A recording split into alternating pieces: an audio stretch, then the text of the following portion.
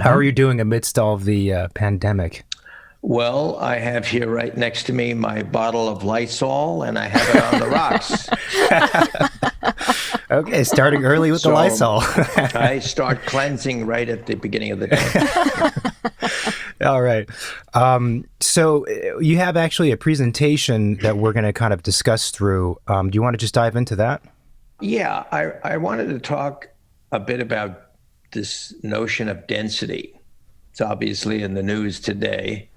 Cities that are dense have more of the problem, it seems, at least initially, Yeah. with this pandemic because everybody's so close to each other.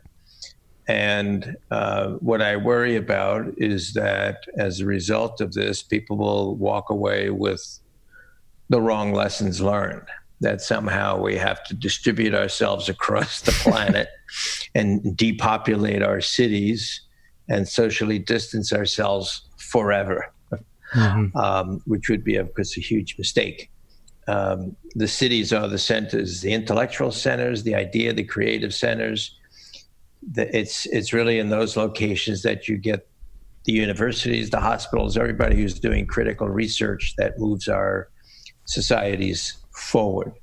So we can't fight this pandemic without cities and their intellectual dynamism. So we need cities. We just have to be better at the way we do it. And as architects and urban designers, we've been focused on, well, how physically can we do it better?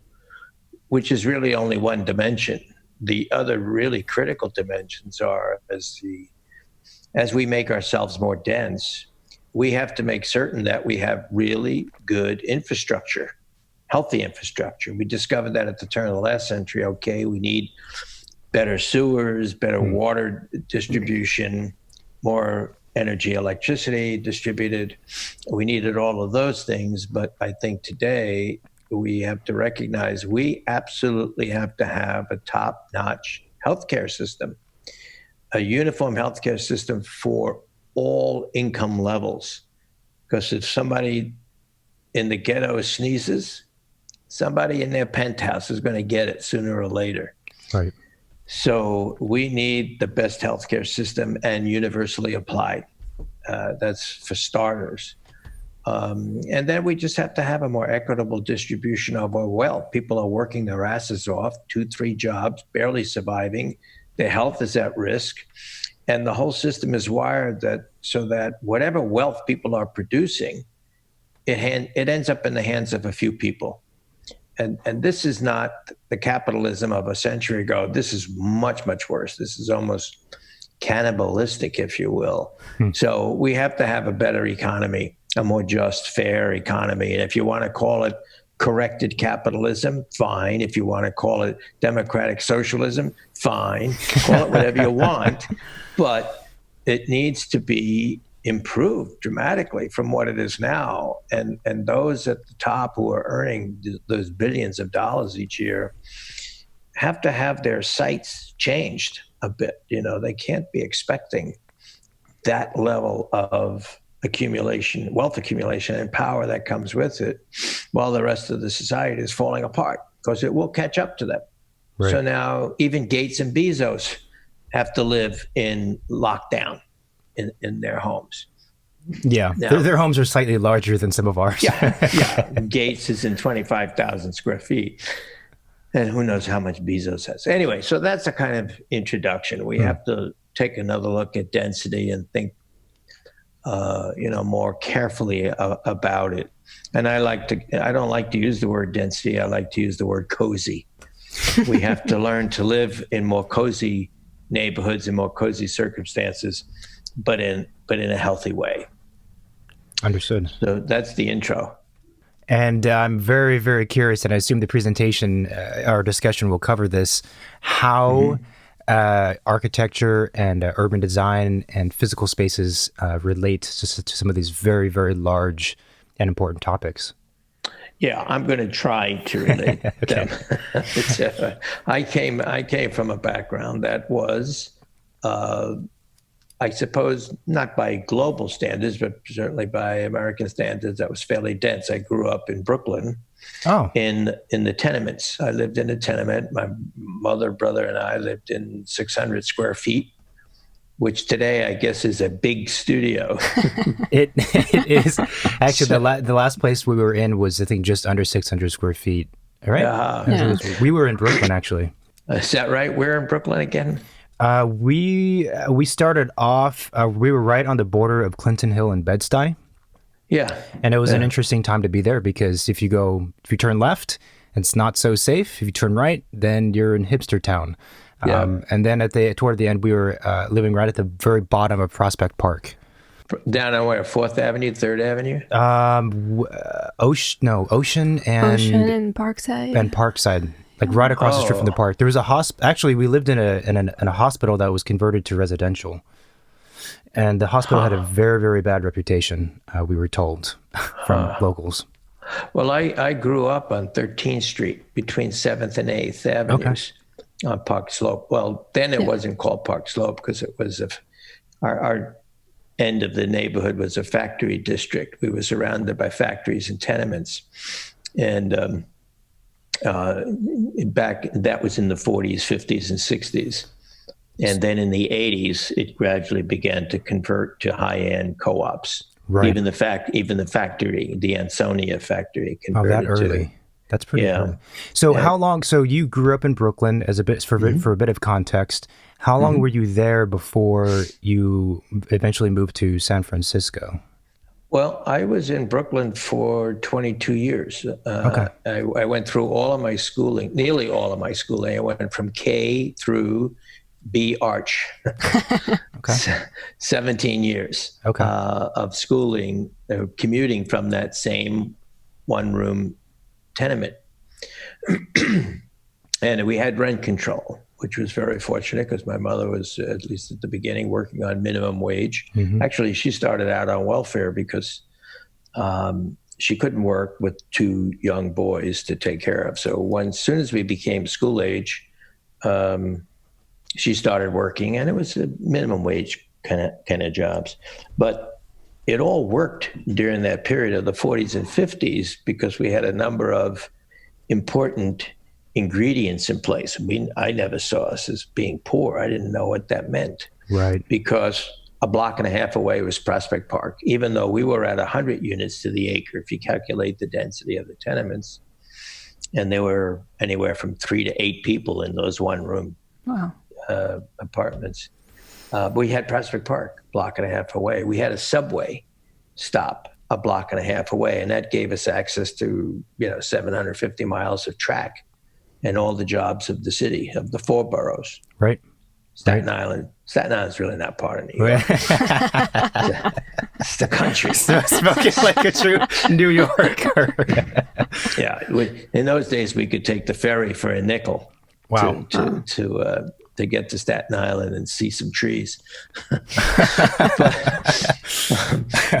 but Prospect Park was really such a joy. It's 675 acres, and I always marvel at what the Olmsted brothers did back in the 1800s with no telephones, no, horse and buggy transportation. Just amazing that they did what they did all over the country, to cities all over the country. It's just, they had such foresight, and people like me, almost a century later, were benefiting from what they had left behind for us to enjoy. And so we had the subway, and we had rent control. So even at minimum wage, which was $1 an hour back in those days, my mother was only paying 25% of her income for rent, which is roughly where it should be. Yeah. Right. So she could feed us, and the elementary school, the public school, was just a half a block away. You just walk up the street, and there was this beautiful Beaux-Arts 3-story, gorgeous old building I went K through 6 there. And then the other ingredient that was in place, of course, I mentioned the subway already, and the other was that we were the industrial giant of the world after World War II, into the 50s and into the 60s. Europe, the Soviet Union, Japan, they were decimated. Their infrastructure was gone. Their industrial infrastructure had to kind of be rebooted. We had to help Europe get back on its feet with the Marshall Plan. So we were producing day and night. The factory across the street from where my tenement was, we were on the 4th floor, the top floor of the tenement. And I could look straight across. Streets were only 60 feet, from building front to building front. And I could see the whole depth of the factory floor going 24/7. The lights were on, blazing away, and people were working. So there was a good, strong job space for the working poor in those in that era. And the unions were very strong. 25% of the workforce was unionized. Now we're down to, I think, about 10%. Right. And at that period of history, only one income was needed in the household to raise the family, even at the low end, the kind of blue collar working class, which was my neighborhood. Right. So there were a lot of important ingredients in place. The cheap transportation, because the subway was only 10 cents, which is 10 cents out of $1. 10% of 1 hour's work got you to work. Yeah. And 10% of 1 hour's work got you home from work. So you had good transportation. You had a good school half a block away. You had this great, beautiful park a block and a half away. You had this great industrial base for jobs. And the fifth urban design ingredient was within 1 block, at most 2 blocks I had to walk. We had all of the retail convenience you could name. Grocery store, hardware store, delicatessen, shoe repair, laundromat, corner candy store, church, fish market, vegetable market, meat market, movie theater, all within a block, at most 2 blocks. It was just extraordinary. Yeah. It's urban designer's dream. And so the neighborhood, everything was working. So I never identified at all with poverty. I didn't think we were poor. And so, but it did kind of cast the die for who I would become in my career. I finished my Bachelor of Architecture at Pratt Institute, 4 subway stops away from where I lived. And I had full scholarship, so I didn't have to pay anything for schooling. Wow. And I didn't have to pay anything for housing. All I had to pay was that 10 cents, 20 cents a day on the subway. Actually, by then, in 1961, when I started Pratt, it was 15 cents a subway ride. And actually, at the end of most days, when I would go to leave Pratt, I would have to bum a nickel off a friend to be able to afford the token to get home. Whoa. That's how things were tight, even with a scholarship. I couldn't depend on my mother's little income to help me out at all. So I worked in the summers. But invariably during the day, I would spend my money on supplies, as architects are wont to do.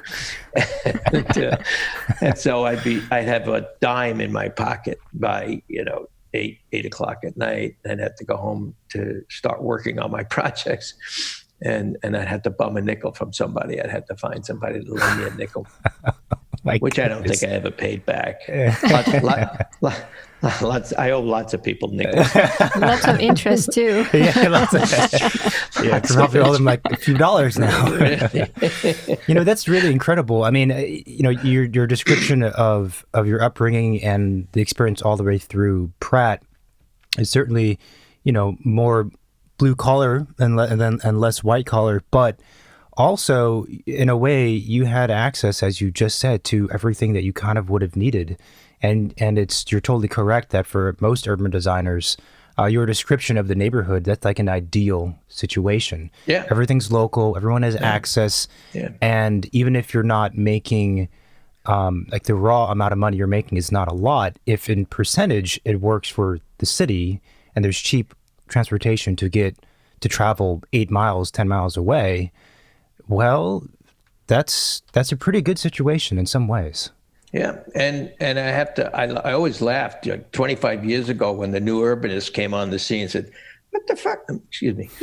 You can swear on here. What is this new urbanism? This is where I grew up. Yeah, right. This is the old urbanism rediscovered by people who grew up in the suburbs. Most of the leadership of the new urbanists grew up in suburbs. Yep. And so they had discovered the city, and they thought, "Whoa, we're going to create a new theory about cities."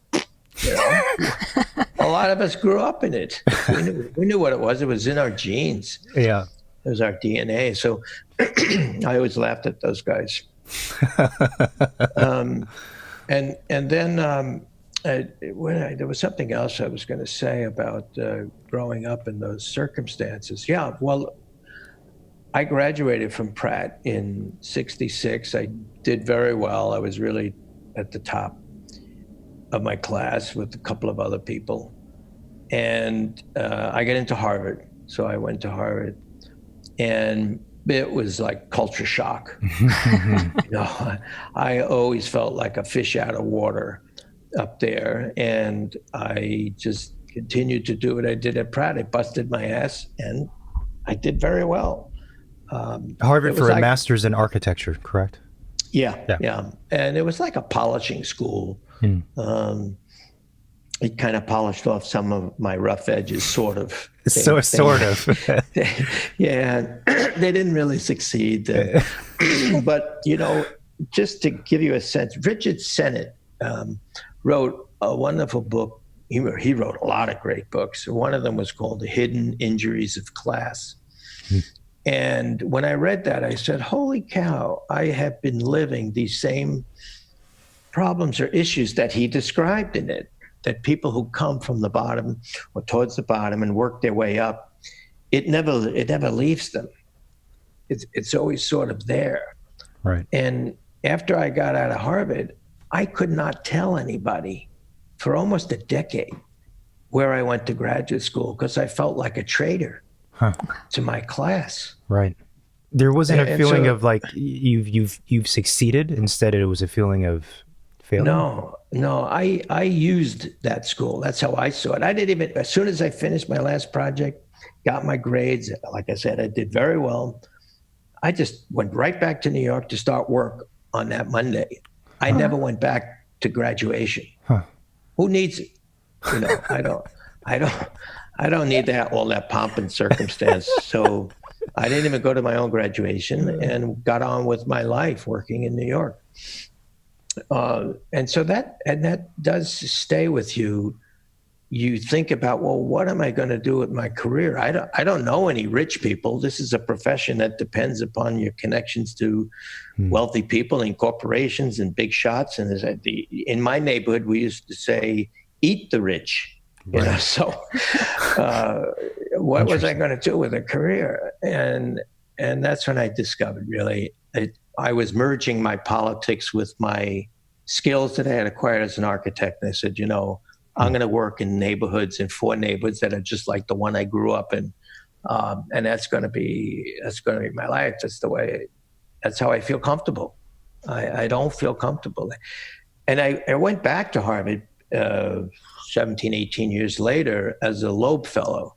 I was at a point in my career where I wanted a sabbatical. I wanted to learn more about real estate development because I was getting more and more involved in everything from policies like rent control and protection, tenants' rights, at the same time that I was working in offices and learning. And I was on the board of directors of 2 nonprofit housing development corporations and learning about real estate development, but I had never formally studied either housing policy or real estate. Real estate development. When you go through architecture school, all you do is want to make your beautiful objects. So I was learning that just by my activism, and I decided, if I take a year off, get a Loeb Fellowship at Harvard, they'll let me do whatever I want academically. They give you housing, they give you a stipend, and so that's what I did. I went back and studied housing policy and real estate development, both at Harvard's business school and Kennedy School for Public Policy, and then also at MIT. They had a great course on housing policy. And I did lots of reading. And then at nights, I would go to all the blues bars and jazz clubs in Cambridge and Boston. So it was a great sabbatical. But even then, when I went back, I felt so uncomfortable in that environment. That's why I would go to the bars at night and just hang out to get away from the stratosphere. The atmosphere is very thin up there. So I wanted to get down into the basement bars. So I felt uncomfortable then. And then after that, about 15, 17 years later, around the year 2000, 2001, Harvard sought me out to teach what I had learned to do as a practitioner, designing affordable housing and working with low-income communities. They wanted to bring me back and teach. And I said, I'll do that for a semester, maybe two. And even while there, once again, I love the students. I work with the students, but boy, it's like I had the hives, so itchy.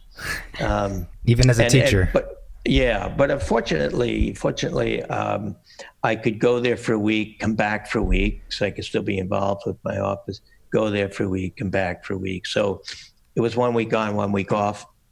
And the week that I was there would just be 3 intense days of lectures, reviewing case studies of my projects, and then giving the students some projects, research projects to do.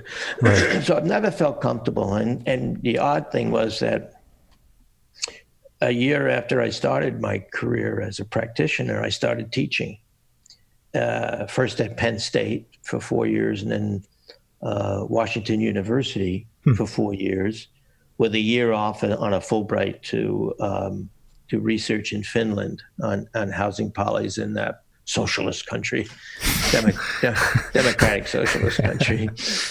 And that year in Finland was a real eye opener. It was 69, 70, and the Vietnam War was just raging, and all of us were very, very angry all the time about what Johnson and then Nixon did to Vietnam, Cambodia, Laos. It was a very angry time, and so that year off in Finland allowed me to calm down in a beautifully civilized corner of the world. And it taught me a lot about what societies could be like. Right. Yeah. Right. So it was a good use of my time that year, as was the Loeb Fellowship. That was good. I learned a lot about it. Helped demystify real estate development and housing policy. I just fell in love with it because when I was going through architecture school, if somebody said you had to take a housing policy class, all I would think about probably would, how do I make the biggest spitball to throw at somebody in the class? Because I'd pay zero attention to it. Yeah. But by the time I was on the Loeb, I was 40 years old. I had been active in all kinds of tenants' rights and, as I said before, rent control movements. So that, it was in my blood by then. And so when I took that housing policy class up at MIT, there was something like 150 articles on the reading list. And I read all 150 of them and never fell asleep. It was remarkable. I would go to the, I think it was the law library, because it was really quiet there. And it had a nice view out a window where one of the study corrals was. So, and I just read all these articles. I just devoured it. And 15 years earlier, I would have fallen asleep. It's interesting how that works. I mean, I think that it makes sense that there's a kind of natural progression when you evolve as an architect. I think the one of the primary reasons is that when you enter the profession, you start working, you very quickly realize the powers that kind of control your decision making. And Right. so it makes sense in a way that your scope has to increase to be curious Right. about those things. Right. Absolutely. Yeah. Absolutely. And I love to work with those students. I mean, I continued throughout all those years to teach up until just a couple, 3-4 years ago. I retired from teaching, but I then taught at Washington University. University of Washington in Right. Seattle for 20 something years. So, And I loved working with students who wanted to bridge that gap. They love architecture, they love the design, they love the form making, space making, and the thrill and the enjoyment of just making something from nothing that has a three-dimensional richness to it. You have to absolutely be addicted to that to be a good architect. But at the same time, they wanted to fly at 30,000 feet and take a look at the whole big, broad, strategic view of what's making all this stuff tick, and why does it work in some places and not work in a lot of other places? Right. How can we make it work better in all places? And so you start thinking like a planner and an urban designer, and you broaden your view. And I have to say, though, where that came from also, I left it out of the discussion in talking about my history. After the 6 years of public school, 10 blocks away was a Catholic school, junior high school, Catholic school. And I would walk those 10 blocks. I got into it, and I walked those 10 blocks into a whole other world, just 10 blocks away, where sons and daughters of doctors and dentists and lawyers and professionals lived. And I was shocked at how spoiled they were and how entitled they felt they would be and how arrogant and confident they were. And every day I'd walk back into the factory district feeling, I can't wait till I get back to real people. Right. But that school taught me and honed my skills to the point where in that 8th grade, I took tests to get into what was considered the top Catholic high school in the country. And it's in Manhattan on the Upper East Side, called Regis. And both my brother and I got into that school. And that's the school that truly catapulted us out of our roots. Right. You get 4 years of Latin and 4 years of Greek and 4 years of philosophy, 4 years of literature. I mean, you're getting basically a Renaissance education. It's a college education. You're getting a liberal arts college education. You're getting it between the ages of 13 and 17. So that is what taught me really for the rest of my life to ask those kinds of deep questions, regardless of what you're learning. Why am I here? Who am I? Why am I here? And where am I going? So the idea, though, of density or cozy neighborhoods, especially now with the pandemic, seems like a difficult thing to pitch, let's say. And certainly your experience growing up in New York City and Brooklyn gave you certain insights and maybe even a kind of predisposition to understand these things. I'm curious, so how much has your thinking had to change because of the pandemic? Well, or more specifically, what would typically go into a presentation about cozy neighborhoods? Well, they broadened the perspective, I think, not just for me, but for a lot of people who think and work in this arena, that good density has to be healthy density.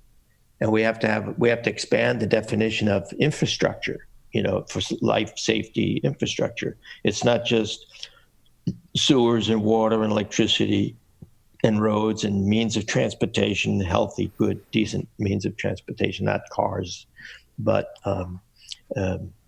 trains and the more reliance upon solar for the source of energy and all that good stuff. It does mean top-notch, universally available, accessible healthcare. Mm-hmm. And it also means a redistribution, a rewiring of the economy so that the wealth that people are producing by their labor ends up in their hands and doesn't drift upward. So all of that is part of the definition of how do we achieve good density. You got to have, it's very complex, and you have to have a lot of important basic infrastructural conditions in place for us to say it's not a dense neighborhood, it's a cozy neighborhood. Right. Right. So,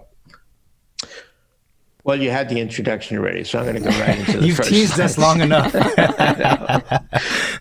Well, I wanted to keep it within the American context. And when those European settlers, colonizers but they gradually and then later poured into the country, there was living here beautifully rich, complex societies that understood what it meant to live together. For survival, you had to. You weren't going to be loners. It wasn't even a concept to live alone, to be a hermit or to be a radical individualist. You were part of a clan. You were part of a tribe.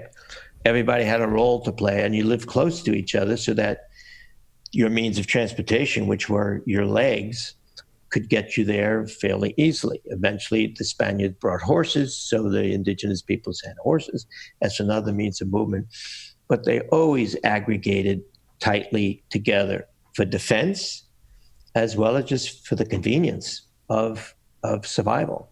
There were social beings who had to be together. And when the colonists arrived, they did the same thing. They made rules about how their new settlements would be structured very cozily, very close together. Because it didn't make sense to sprawl out because all you had were your two legs and maybe a horse. And that horse had to be fed, so you couldn't overwork it.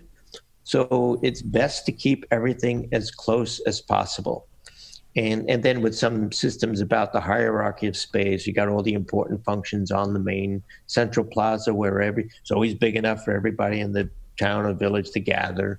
And the church was there, and the guard house, the military, whatever the system of discipline was.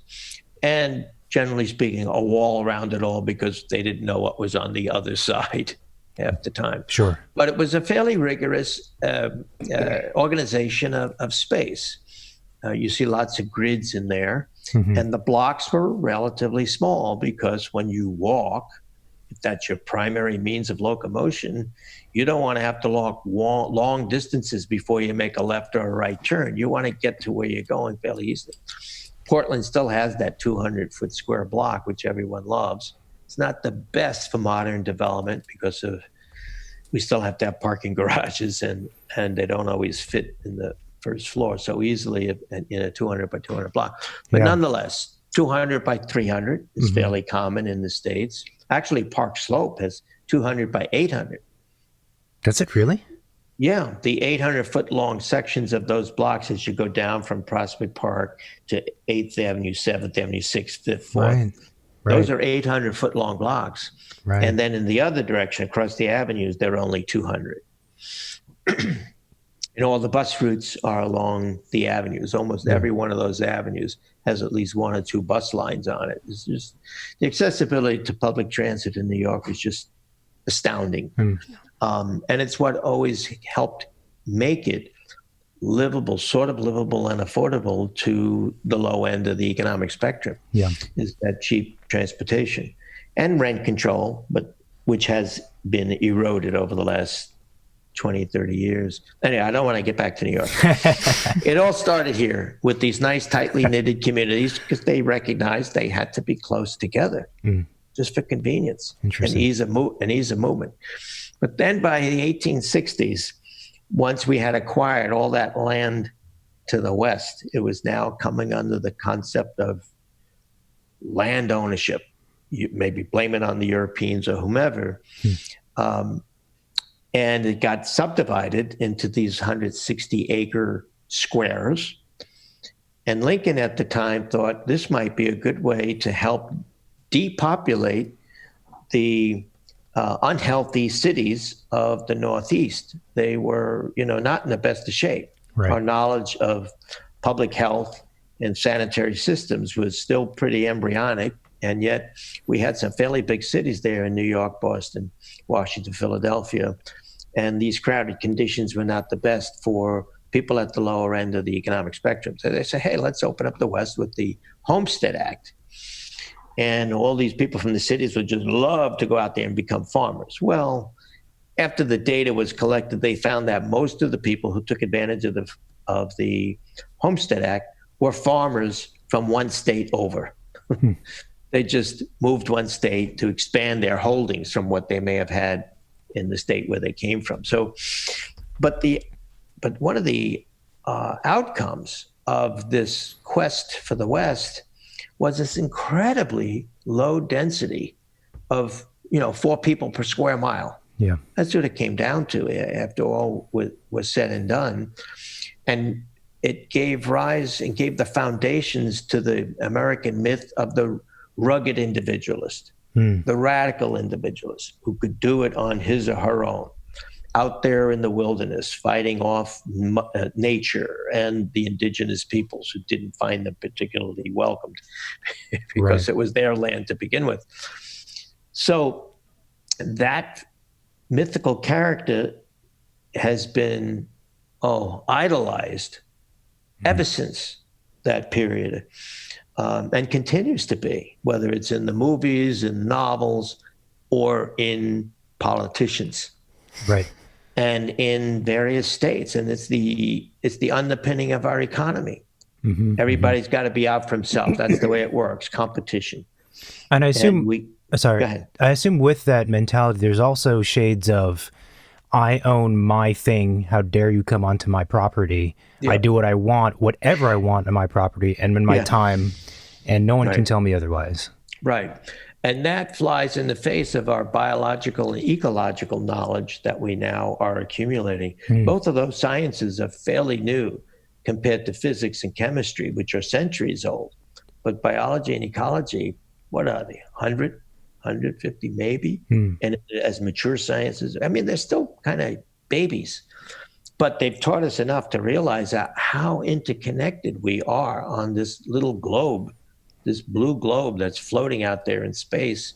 There might be 9 billion of us, but we're all, in a sense, a piece of one contiguous organism.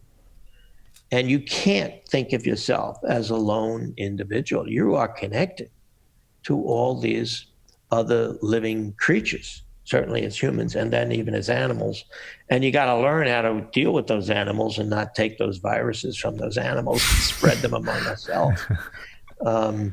We do lots of weird things with animals. I mean, I this is an aside, but I love it when the anti-GMO folks, the genetically modified organisms or genetically modified vegetables and foods, they get all bent out of shape. And I turn to them and say, look at your dog. Yeah. Look at all the dogs of the world. They're all weird creatures that were created by humans through various forms of systematic breeding. I was just saying this the other day. I mean, And look at your cats and look at your horses and look at your cows. We've been experimenting with nature for centuries, eons. And so now some people want to start doing it with vegetables. And, well, okay, let's think twice about it, because it's being done by corporations who want to hold patents and the rights to this thing and gobble up all the seeds of the world so nobody can plant and grow any food of their own because it's now owned by some corporation. That's the problem. But anyway, we've been doing it forever, and we're probably going to continue. That's who we are as cognizant people. We tinker with the world around us, hopefully to improve it. And sometimes we do improve it. And sometimes we make gross errors.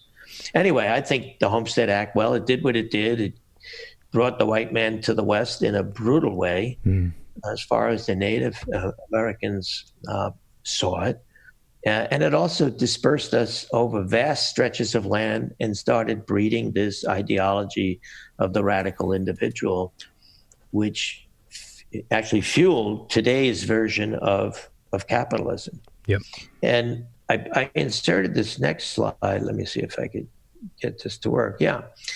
It was always amazing that this young guy who wasn't even 30 years old, and he was sent by the King of France to come to the United States, presumably to look at this young country's prison system. How does the prison system work? Alexis de Tocqueville and his friend, this Gustave de Beaumont, They rode around the country as it existed then for, it wasn't more than 9 months, on a horse and buggy. And they got to interview hundreds of people from all walks of life, from elected officials down to the lowliest of workers in the fields. And not even 30 years old, wrote this Democracy in America based on his travels. Extraordinary insights into the emerging American character. That was the journey in the red line there that he and his friend Gustav took through the colonies or the states as they existed at the time. And he made these really cogent observations. I mean, we're talking now almost 200 years ago, right? No, 1830s. Yep. Yeah, almost 200 years ago, 190 years ago. Individualism is a calm and considered feeling which disposes each citizen to isolate himself from the mass of his fellows and withdraw into the circle of family and friends. With this little society formed to his taste, he gladly leaves the greater society to look after itself. That was the American phenomenon of distributing yourself out as first as colonists, but then later as the pioneers and the trappers, you know, right. the Daniel Boones, going out into the wilderness and killing off these animals and coming back with all these beautiful skins and furs. Pelts. Pelts for the people in the cities. These were the characters that were being raised by this era of a lonely exploration, if you will. And he saw this emerging kind of character in there. So such folk owe no man anything and hardly expect anything from anybody. Right. They form the habit of thinking of themselves in isolation and imagine their whole destiny is in their own hands. This is 1835. This guy saw this as not even a 30-year-old as he traveled around the countryside. As opposed to what he also saw as communitarianism, which was also a feature of early America, as we saw in the colonies. When people first came over, boy, they had to work together as a community to survive. So without common ideas, there is no common action. And without common action, men still exist, but social body does not. Thus, in order that there be a society, and all the more that this society prosper, it is necessary that all the minds of the citizens always be brought together and held together by some principal ideas.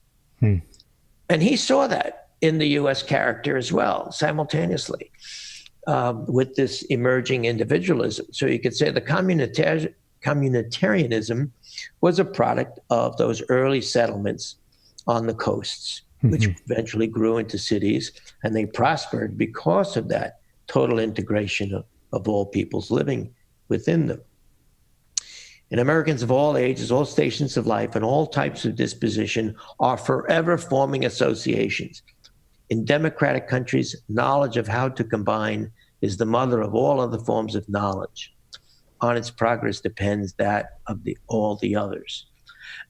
So he saw that in this new American land. I don't know if he ever visited any prisons or brought anything back to King Louis about our penal system, but he brought back a whole lot of other insights about who we were becoming. But he also noticed the manufacturing aristocracy of our age first impoverishes and then debases the men who serve it, and then abandons them to be supported by the charity of the public.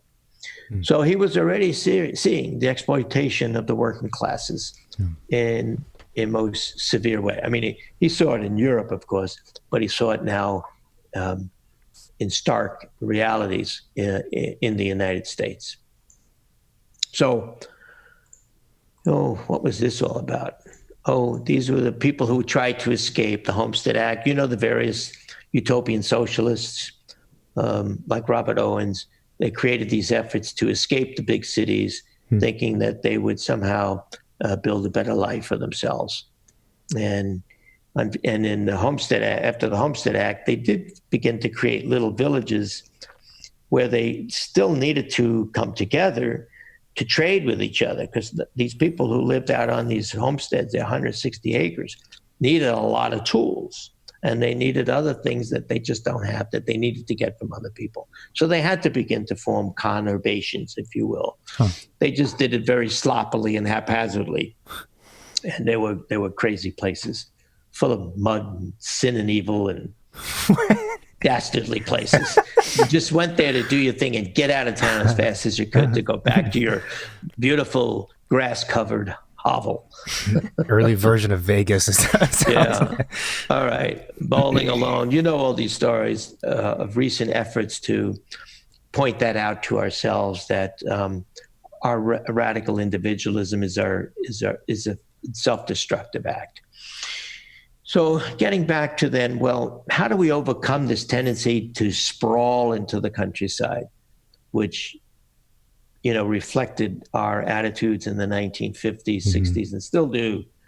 You see phoenixes sprawling into the desert, and I'll get to that at a point. Whereas back in Europe, back in the Middle Ages, people really aggregated closely together, partly, again, for defense, just like you saw in the colonies, but also because they valued every piece of land around them as a source of nutrition. That's the Arab. You need that land to grow your food. As a people, you won't survive unless you maximize the amount of land around you. The Hakka people in China, back about 300-400 years ago, built these compounds. The whole village would live in one apartment building with rammed earth walls, a central courtyard. They were the Hyatt Regencies of the era, without a roof over the central courtyard. But it's where all the cooking was done, and eventually temples were brought into the central space. And they reduced their habitable footprint to as small as they could make it with the technology at the time. These are about 4 stories tall, so that they could maximize the amount of land around them on which to grow their food. That's pretty radical. Yeah, they understood the value of the land as the source of all life. And so you have to pull yourself in to have the minimal footprint. It was also because the Hakka were a minority that was discriminated against in China, and there would be marauding hordes who will come and attack them. So this was their fortress as well as their abode. They would all retreat to it when marauders were on the horizon. And every night after working in the fields, they would come back into this protected enclave. Those walls, those rammed earth walls at the base, are about 5 feet thick. Wow. And then they taper up to about 2 feet at the very top. And at the very top, there are little slits through which they would pour the flaming oils onto the attackers below. Not unlike the European castles of the Middle Ages. And so today, we see these aggregations at extraordinary scales. Amsterdam, the European ones, Amsterdam 11,000, Paris is at 50,000, 56,000 people per square mile.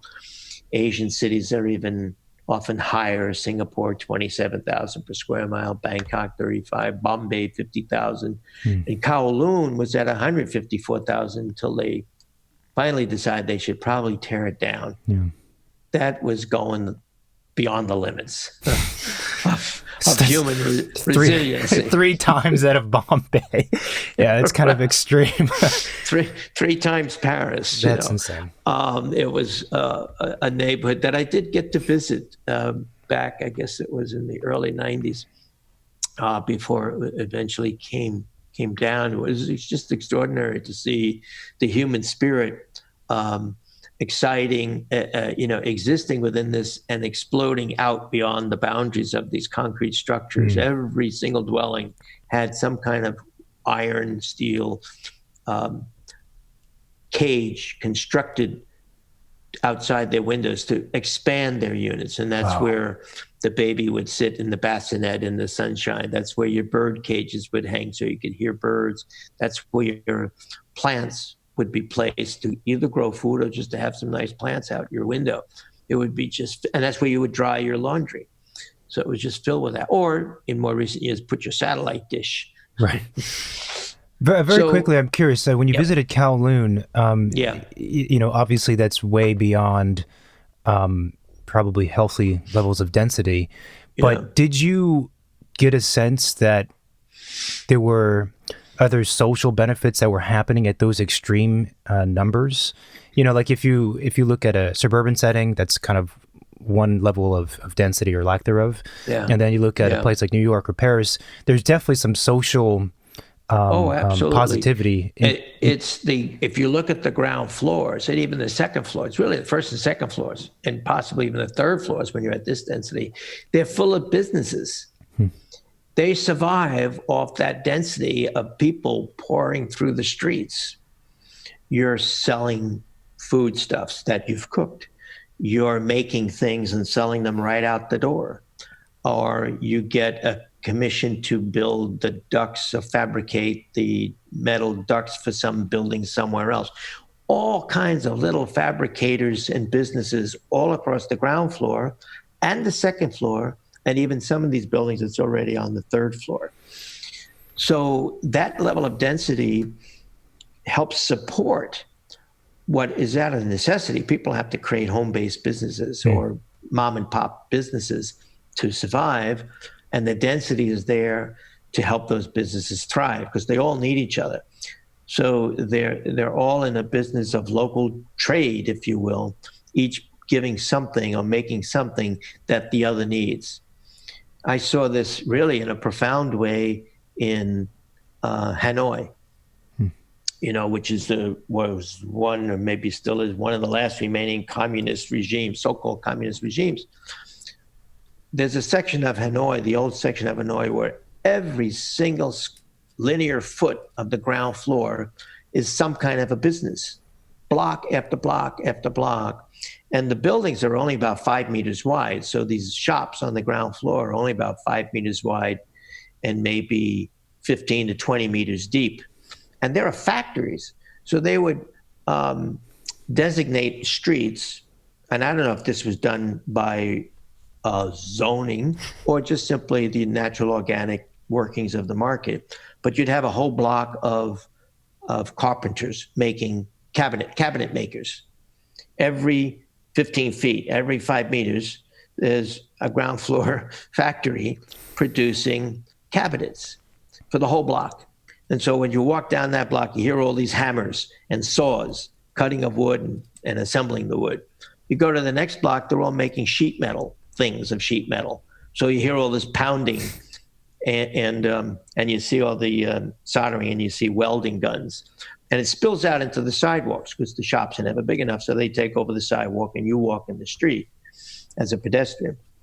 So it's just thriving with it. And above all this roaring factory, it's an urban indoor-outdoor factory all across the ground floors. They're making clothing, they're making rubber stamps, you name it, they're making it on the ground floor. And above it is 4 or 5 floors of people living. And so you'll see people sitting out on these little balconies, reading the newspaper, and I'm walking down the street wishing I had headset on so they wouldn't have to listen to the roar of this factory floor and all the traffic that I'm dodging as I walk in the street. So it is incredibly noisy, but people are living there. They're upstairs reading their newspapers, enjoying a cup of tea out in the whatever sun comes through all the pollution. Right. Wow. So density spawns great economic activity. And that's the important thing. That's why there were all those shops in my neighborhood back in Brooklyn, because we had 100 units to the acre, which was in those days probably 400 people to the acre. Right. And Brooklyn, well, it comes up next here. So these are American densities. These are called the bottom feeders down here. Naples, Florida, Salt Lake City, Phoenix, 1,500, 2,000, 2,700 people per square mile. You get other cities like Denver and Seattle. They're up at 4,000, 8,000. Philadelphia, 11. San Francisco, 18,000. Brooklyn, 37,000 per square mile in Brooklyn. And then 72,000 square mile living in Manhattan. And that balloons up to 170,000 people a square mile during the day when the hordes come in to work. And Chicago is right in there, about 12,000. And Oakland, where I'm now situated, we're down at 7,000 per square mile. We're almost where Seattle is, definitely more than Denver.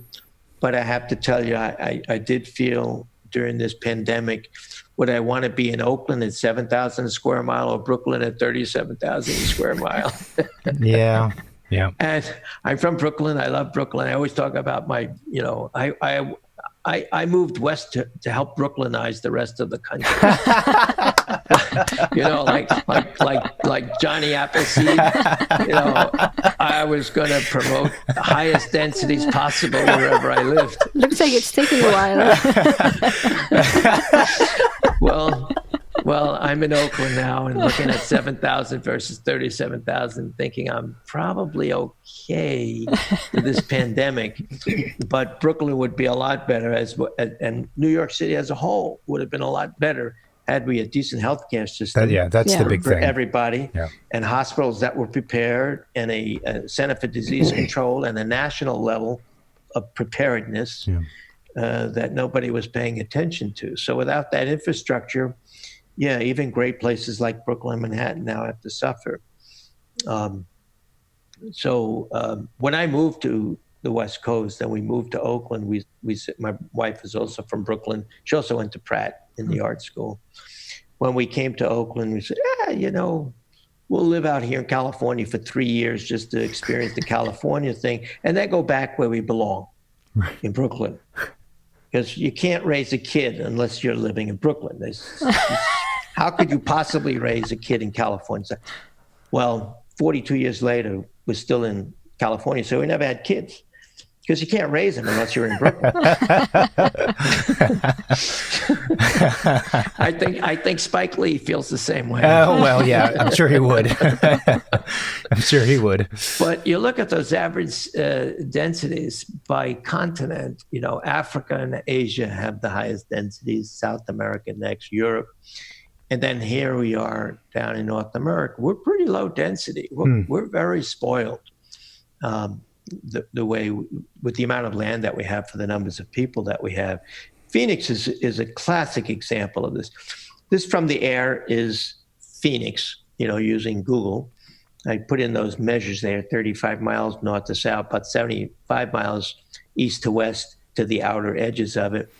And that's basically the urban footprint for Phoenix. That's 4.5 million people. Holy smokes. Sprawling out into the desert. And there's a lot to say about this because there are Wall Street-based housing development and builder companies that love places like this.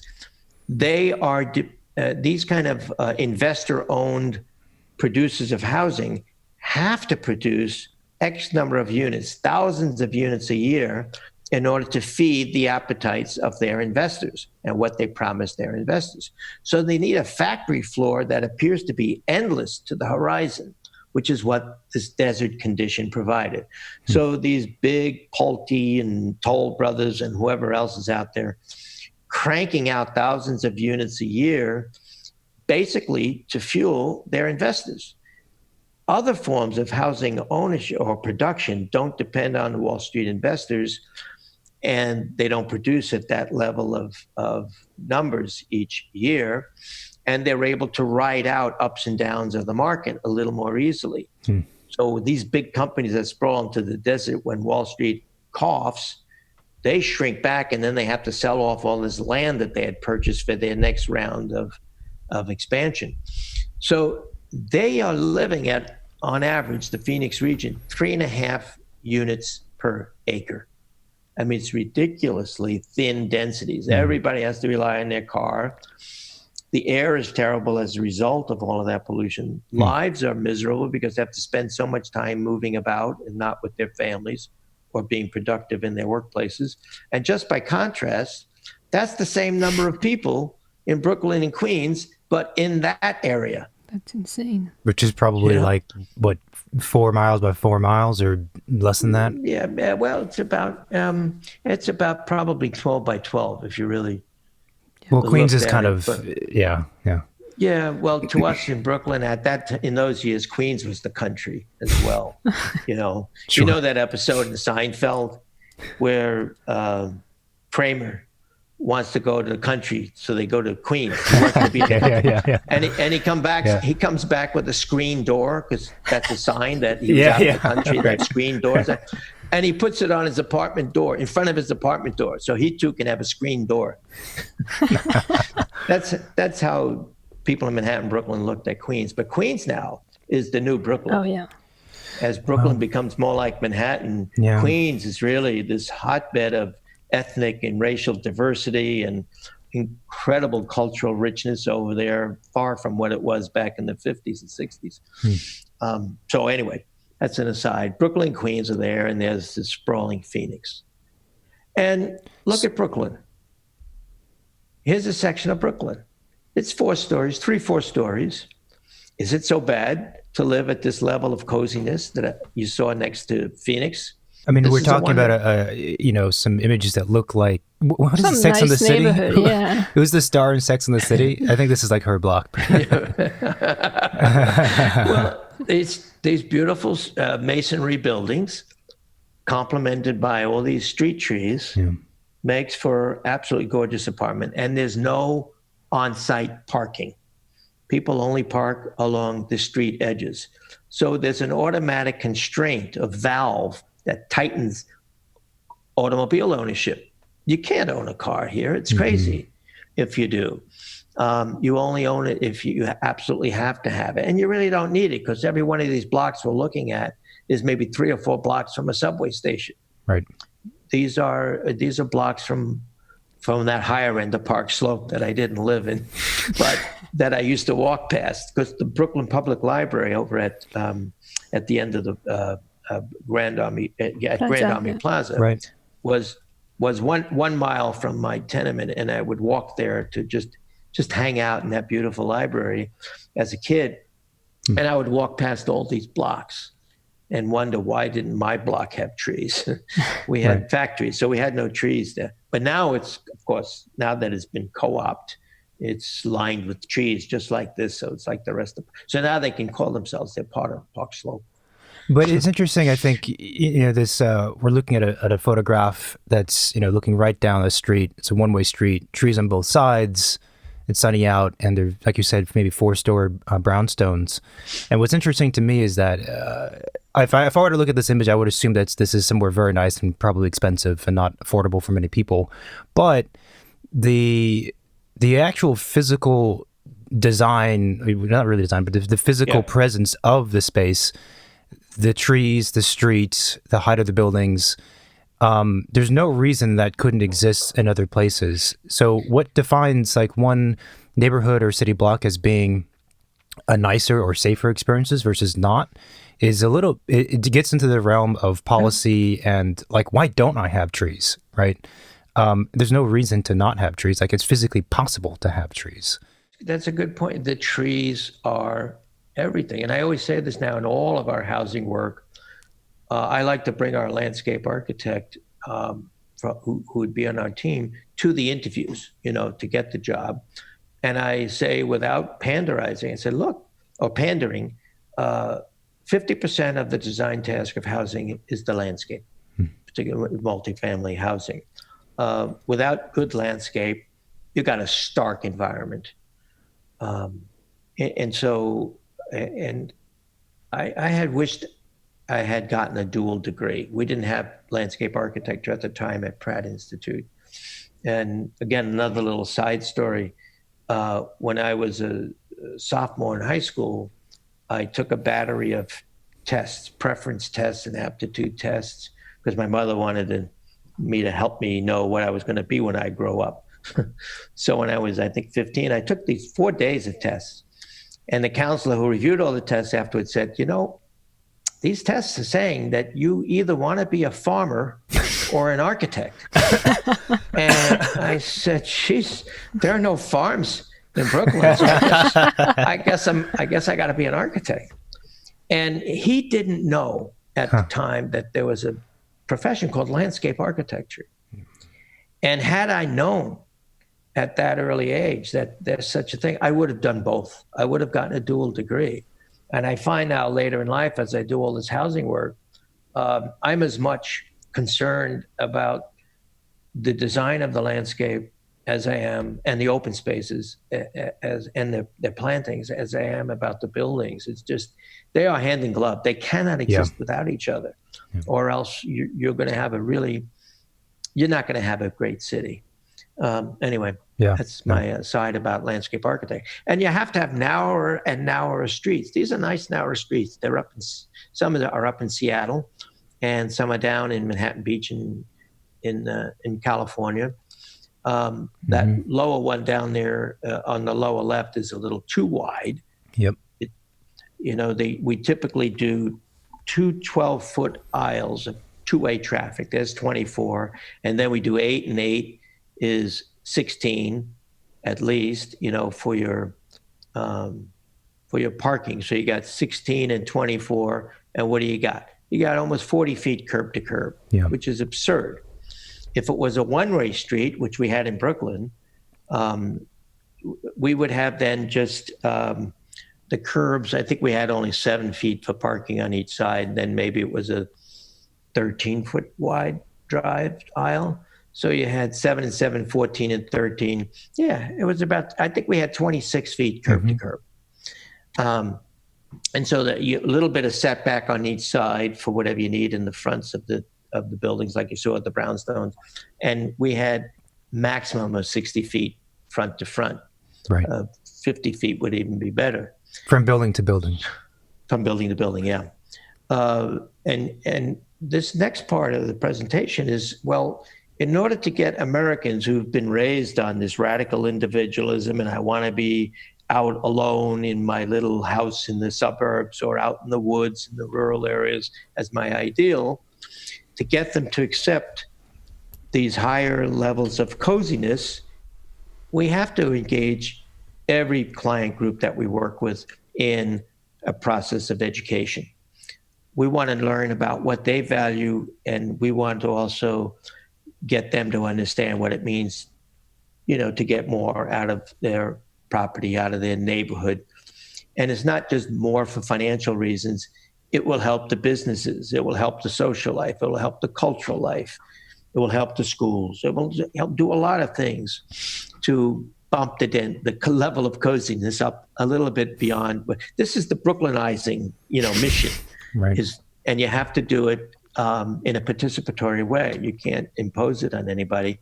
People have to discover their options and think about it for themselves. So we've been using these planning kits to help people visualize alternatives for whatever it is that they're working on. That lower left is a group of homeless people who are working with other people, other citizens this was in Salinas, California, to figure out how to improve the old, what was called the Chinatown neighborhood of Salinas, of John Steinbeck fame. And now a lot of homeless people were living there, but there was still one Buddhist temple and one, was one other temple in there as well. So Asian folks would also periodically come back there to use their places of worship. And they all together wanted to figure out, well, what can we do to make this a better place for everybody? So the homeless could be housed properly, and other people could also carry on their lives. The one in the lower right was a group of people in San Francisco. There's usually about 50 people, 60 people in these efforts, and we organize them to small groups of about 6, 8, or 10 at small tables. They each get their own modeling kits to experiment with how much stuff can they put on the site before they reach the limits of tolerance, and how much stuff is needed there to make all these other things work in their neighborhood. So this is, well, first of all, I was going to say 60 people. That's a pretty good turnout. And so what we're talking about is getting the community involved at the programming phase, right? So they have a sense of... Absolutely. Right. Absolutely. And our nonprofit developers, they're always game to do this. They understand the importance of it. They want support when it goes to the Planning Commission and the City Council for their approvals. They want people from the neighborhood to back it and say, yep, not only do we back it, we help shape it. We participate in this. We know what it's all about. We're not being hoodwinked by some outside developer. Private developers do it now, at least in the Bay Area, because the neighborhoods are so attuned to what's going on in the neighborhoods that even a private developer can't get away with. You can't, slip them. You can't fool them. So they have to engage the community, but they do it in a different way. They don't really engage the community to help shape the program. The developer comes in with the program. We've got to maximize our density, to maximize our return, to satisfy our investors. And they'll listen to the community to some extent. Okay, maybe we take a few units off at this corner to make a little bit lower because it's next to this and this building, or we don't want as much shadow in that particular street, or it's next to the park, so we make a little lower over there. They'll make a few concessions like that. But boy, they hold on to their vision of how things have to be, because developers aren't really calling the shots in the end. No. They are dependent on investors, and the investors are expecting a certain level of return. It's like what I was saying before about the people who are banging out houses in the Phoenix factory floor, the desert. They are driven by the investor class. Those are the people who are behind the scenes, pulling all the strings that shape our cities. But at least in this case, when we're doing affordable housing, or even mixed income housing, where a nonprofit developer sort of has the lead, and then we get this opportunity to engage in this mutual education. We learn the values of the people from that neighborhood, and they learn the values of people who have studied this stuff, traveled the world, and see some of the benefits of doing things a little bit differently than what they've done in the past. This group on the upper left is part of a church group who had a program operating for the homeless on their campus. They have a church and community building and some other outbuildings, and they had an old dilapidated house that was serving the homeless as a day center, providing them food, respite, showers, toilets from 9 to 5. And then at 5, they would all have to go back out to wherever they were living, under a freeway or wherever. And they decided to take the house down and build a real bona fide state-of-the-art facility with permanent affordable housing on 3 floors above a brand new day center. It's just finishing now. The housing above is occupied, and the day center is finishing just literally as I speak. And unfortunately, the opening had to be postponed because of the pandemic. But we had about 50 people working in these small groups. And then at the end of each session, within an hour, they have a scheme. And then they each present to the others, and they talk about the pros and cons of each of the schemes. And they decide on one direction that they think is probably the better of them all. And that gives us a direction to head in as the design team. The one on the upper right is in a Latino neighborhood in National City, which is just south of San Diego, about 10 miles or 12 miles north of the border with Mexico. So it's a mostly Latino neighborhood. And running through it was a tidal creek that is a combination of salt water when the tide's coming in and fresh water when the tide's going out. It's a mixture of the two. And it had become a miserable dumping ground.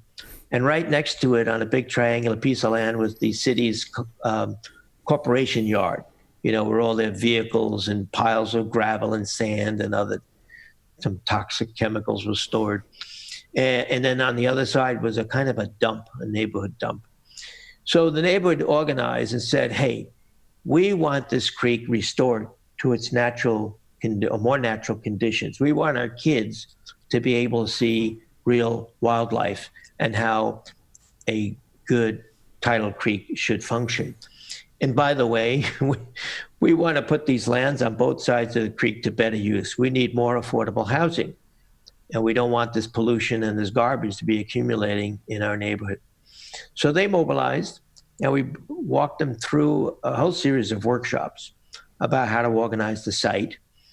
And that project was completed, 200 units, and the park on the other side of the creek is now under construction. And that was finished probably about 2 years ago. Yeah, you brought up an interesting point, which is that the education goes both ways, which is to say that obviously as experts with backgrounds in architecture and urban level thinking, you know, or hopefully in the process educating the public in a certain way, but that they also are educating you. And I'm curious, when you go through these types of meetings, how often do you find that you yourself step away having learned something from the meeting? And I don't mean just learning that, oh yeah, we could use this type of program, but something a little more less utilitarian or something more profound. I'd say every meeting, we walk away, as you say, somebody somewhere in there, at least one, if not more, said some pretty profound things about humanity and its needs and its desires, and what a home place, and by home in a broad sense of the term, their neighborhood, what it should offer them as they live there. So people talk about on pretty profoundly philosophical levels, but then they also talk right down in the grassroots nitty gritty of what makes neighborhoods work, what makes cities work, and how do you get safety and security. These folks are concerned about their security. They know there are drug dealers out there. They know there's an ownership of guns beyond sanity. And they want to protect themselves at the same time that they want to be sociable and outgoing. And they want their kids to grow up in a better America. Right. Right. And so we talk about gates and security, how to trap a thief. You don't give them two ways of escape. They go in one way, they have to go out the way they came. So they have to run a gauntlet. I mean, it's all these sensible things, this whole thing about crime prevention through environmental design. I laughed when that stuff started coming out in the 60s. I said, shit, we knew all of that stuff. Growing up in Brooklyn, See, everyone should grow up in Brooklyn. That's the thing. Everyone grew up in Brooklyn, and then all these. You know everything. You know everything. You know everything about urban design. The brownstones or the tenements, they all ring the block, and there was no way to get into those backyards without going through somebody's ground floor unit. They were impenetrable. And then in the 60s, 50s and 60s, well-intentioned architects who probably grew up in the suburbs said, hey, we have to develop site plans that are much more porous so that they'd be more sociable and friendly to the neighborhood, and everybody can come into these outdoor spaces that we're creating, and our people can walk out into the neighborhood. Well, they were just setting these neighborhoods up for invasions, and all these open spaces were now available to every drug dealer in the neighborhood, to ex-spouses and boyfriends who wanted to come in and harass their ex-spouses or steal the kids. Yep. You just don't make things porous when you're in a city. You have to be sociable, but the sociability occurs in the public realm, and then you have to protect your ass. Right. Yeah. Back at the home front. Yeah. Put it in plain English. And so they understood how to organize the neighborhood so that the streets were lovely and wonderful. It's where you show off your thing, your plantings, and you gussy up your front porch. But the backside, that is yours. And that's where you can let your hair down, and you don't have to worry about anybody getting in there except your family. Mm-hmm. And the block then becomes a ring of Calistoga wagons, is that what they were called? Oh, when you circle the wagons? You circle the wagons, right, so that those backyards are for the families who live there and only for them. And if anybody comes in from the outside, they are guests of the people who live there. Yeah. Common sense. You don't have to write a whole book about, they call it CPTED, crime prevention through environmental design. All they were doing was documenting common sense that accumulated over the centuries. But they gave it a name. That's the thing. You got to give it letters, Yeah. Sometimes the letters are nice sounding, but CPTED, what the hell is that? So, Mike, not to interrupt, but I do want to be mindful of the time. Oh, yeah. We started a little bit late, so we're fine to go until like 12:15, 12:20 if you are. Okay. But if you're not, then we want to, keep track. I was going to show just I think I have half a dozen projects in here that we've done in Oakland we've done projects, from Seattle to San Diego, as I said. So we're really all over the place now. We're 42 people, I think. But we've done a lot of work, of course, getting to that point in Oakland, and continue to. We do a lot of pro bono work for the city around homeless issues. So this is our kind of backyard. This is our home front. And all of these were efforts to get neighborhoods that we were working in to help them get better utilization out of a piece of land. In this case, it was a nonprofit, the Native American Health, Native American Health Organization of East Oakland, Native American Health Center. And they own several buildings in the Fruitvale neighborhood along what's called International Boulevard. And they wanted to expand. And there was this empty parcel that had been abandoned. The building had been torn down. And they were only 3 blocks from a BART station, which is Bay Area's version of a subway. It's like a suburban subway. But it's subway. It's valuable to be living near a station. So this is about 3 blocks from the station. And I said to them, why not put some housing on top of your healthcare center so that you get better use of the land? You take advantage of your BART location. You'll have automatic customers to your dentists and doctors on the first 2 floors. And they said, yeah, but they didn't know how to just do housing. They only know clinics. So I linked them up with probably the most experienced nonprofit of the East Bay, and it's the East Bay Asian Local Development Corporation in Oakland.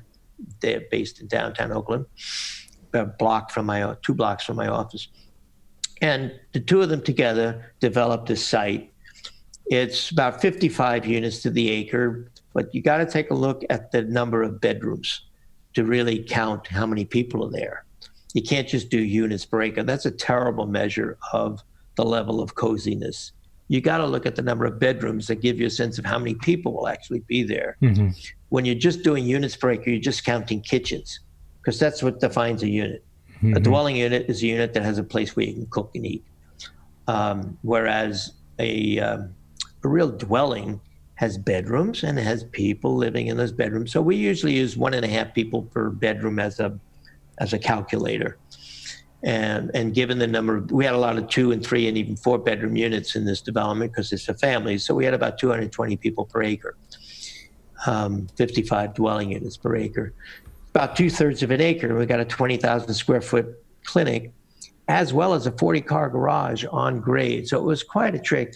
And the Native American Health Center wanted us to capture a Native American flavor to the building. They serve everybody in East Oakland. African American, Latino, Asian, as well as Native American and Caucasian. But they wanted to leave their signature on the building in a sense, because they were the prime user of the ground floor and the prime motivator of the project. So we have this big eagle's feather that marks the entry to the health center. The stair that leads up to the housing, there's also an elevator, but there's a 3-story stair that comes up through here. And that's faced with glazing that includes these 4 colors that appear throughout North American tribes. And I guess it may have been because of the nature of the available natural dyes of red, yellow, white, and black. That's so, a really interesting, more architectural or formal problem to solve, right? To design a building or facade and whatnot that somehow communicates a certain kind of, a very specific ethnic cultural group. Yeah. I mean, did you find that process to be difficult? I feel like it could be very loaded, right? It's not difficult because we had a group of about 40 Native American people from the neighborhood, along with the chairman of the board of the Native American Health Center, who was from the Lakota tribe. And they were great participants. They helped us shape the plan of the clinic. They helped us shape the plan of the housing and the kinds of open space and distribution of the open space. And then they had this cultural subcommittee that linked us to various artists who then contributed to the development. A Native American architect helped us. We had this idea about having some kind of vertical marquee, and we didn't quite know what it should be. And Daniel Glenn said, "Well, hey, let's kind of make it a abstract feather." The eagle's feather was a very important symbol to chieftains in certain Western tribes. So that's what that was. And then we hired actually a Latina artist who did these mosaics on the 2-story column next to the entrance. And she did research on Native American tribes and found 7 mythical stories that she found very compelling, and then did these graphic images to represent each of those 7 stories about life and death. And she got the commission because when she presented her ideas, she was incredibly articulate. And everybody on the committee, the cultural committee, was just bowled away. I said, wow, who is this artist that does these beautiful mosaics? So about a year later, after all the work was done, I had lunch with her and we were chatting. As it turns out, she's a judge by day. What? She's a lawyer who works as a judge for the federal government. Oh, that's why. and then at night and weekends, she's a ceramicist. She's a mosaic artist. All right. And Latino. So it's that. And then on the inside, oh, go ahead. You were going to ask. No, I mean, a quick thing. Well, first of all, are you able to go until 12:15? If yes, then I'll kind of pace things a certain way. Yeah. Okay. Yeah. Okay. My next Zoom call is at 2:00, so I'm good. Okay. But, no, go ahead. But this was a way. This was a way of bringing a little bit of Brooklyn into Oakland. The densities are obviously much higher than what's typically here, and taking advantage of the local subway stop, all of that. But infusing it with the presence of the Native American community of the West Coast. This is what I call a kind of Californicated Brooklyn. You know, we fuse them both, and that's what all of our work is about. It's taking the East Coast sensibilities and merging them with the West Coast sensibilities. And by the way, you see that daily in the 2 presentations made by the governors of New York and California, Cuomo and our governor, Gavin Newsom. Very different styles of working. Gavin Newsom is very participatory. What does the community say? Cuomo, fact-based, but it's top-down fact-based. Yeah, sure. He's the ruler in the room. But it's those two. Both those coasts have a lot to offer. And so I think that's what our office has been trying to do, is to bring both of those sensibilities and make something better than what maybe both of them have, or at least bring both together. I think that's it's interesting that you're very cognizant of that, and that you cognizant enough to even say it out loud. But also an important distinction would be that you're not talking about copying and pasting aesthetics. It's not an aesthetic conversation. We're talking about the more invisible aspects of planning and architecture, right? No. Yeah. No. I never use that word. I know. Aesthetics? I never use the word aesthetics. I never use that word because the way it's used today has nothing to do with the ancient Greek use of the term. And I did a little research on the etiology of that term. There's a wonderful book called Keywords by a British sociologist geographer, actually, social geographer, cultural geographer, mid-20th century British. Raymond, his last name is Raymond. It'll come back to me. And he traces, I think, about 150 keywords in the English language as to their origins, and shows how the evolution of the language is a class-based system. That even the class system, not only does it control the direction of our economy, it controls the direction and shapes our culture and our language. And he showed how the word aesthetics came into the English language somewhere in the 1600s from the Germans with the rise of the bourgeoisie, who were no longer working with their hands, who were no longer doing any ostensible labor. They were living off the wealth produced by peasants and servants and slaves. So they could live this so-called good life, remote from the utilitarian aspects of life, which was done by others. And they were able to enjoy beauteous things. And they invented the word aesthetics, the contemporary use of the word aesthetics, to describe their luxurious pastime. Right. Yep. And so it crept into the English language. So forever, that term is loaded for me. As, it's what the elite use to describe what the elite do and think about. Sure. And there's a way of creating beauty without ever having to even think about that word. It doesn't come from the top, it comes from the bottom.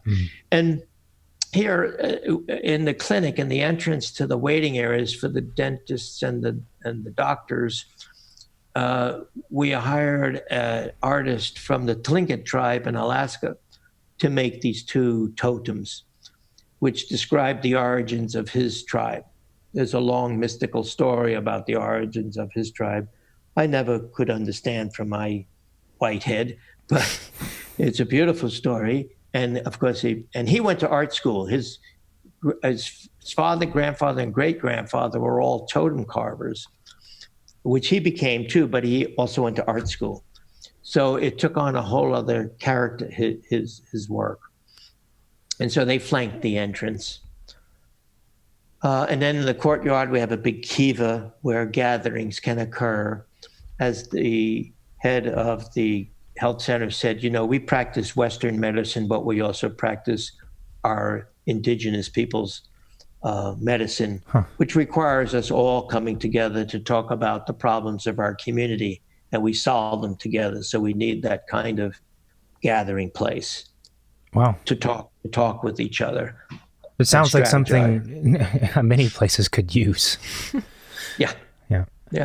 So that was good. Go ahead. Do you find that in this project, or maybe your work in general, you started off by talking about how the community is involved with the program, and you're kind of shifting blocks around, and you have these kinds of meetings.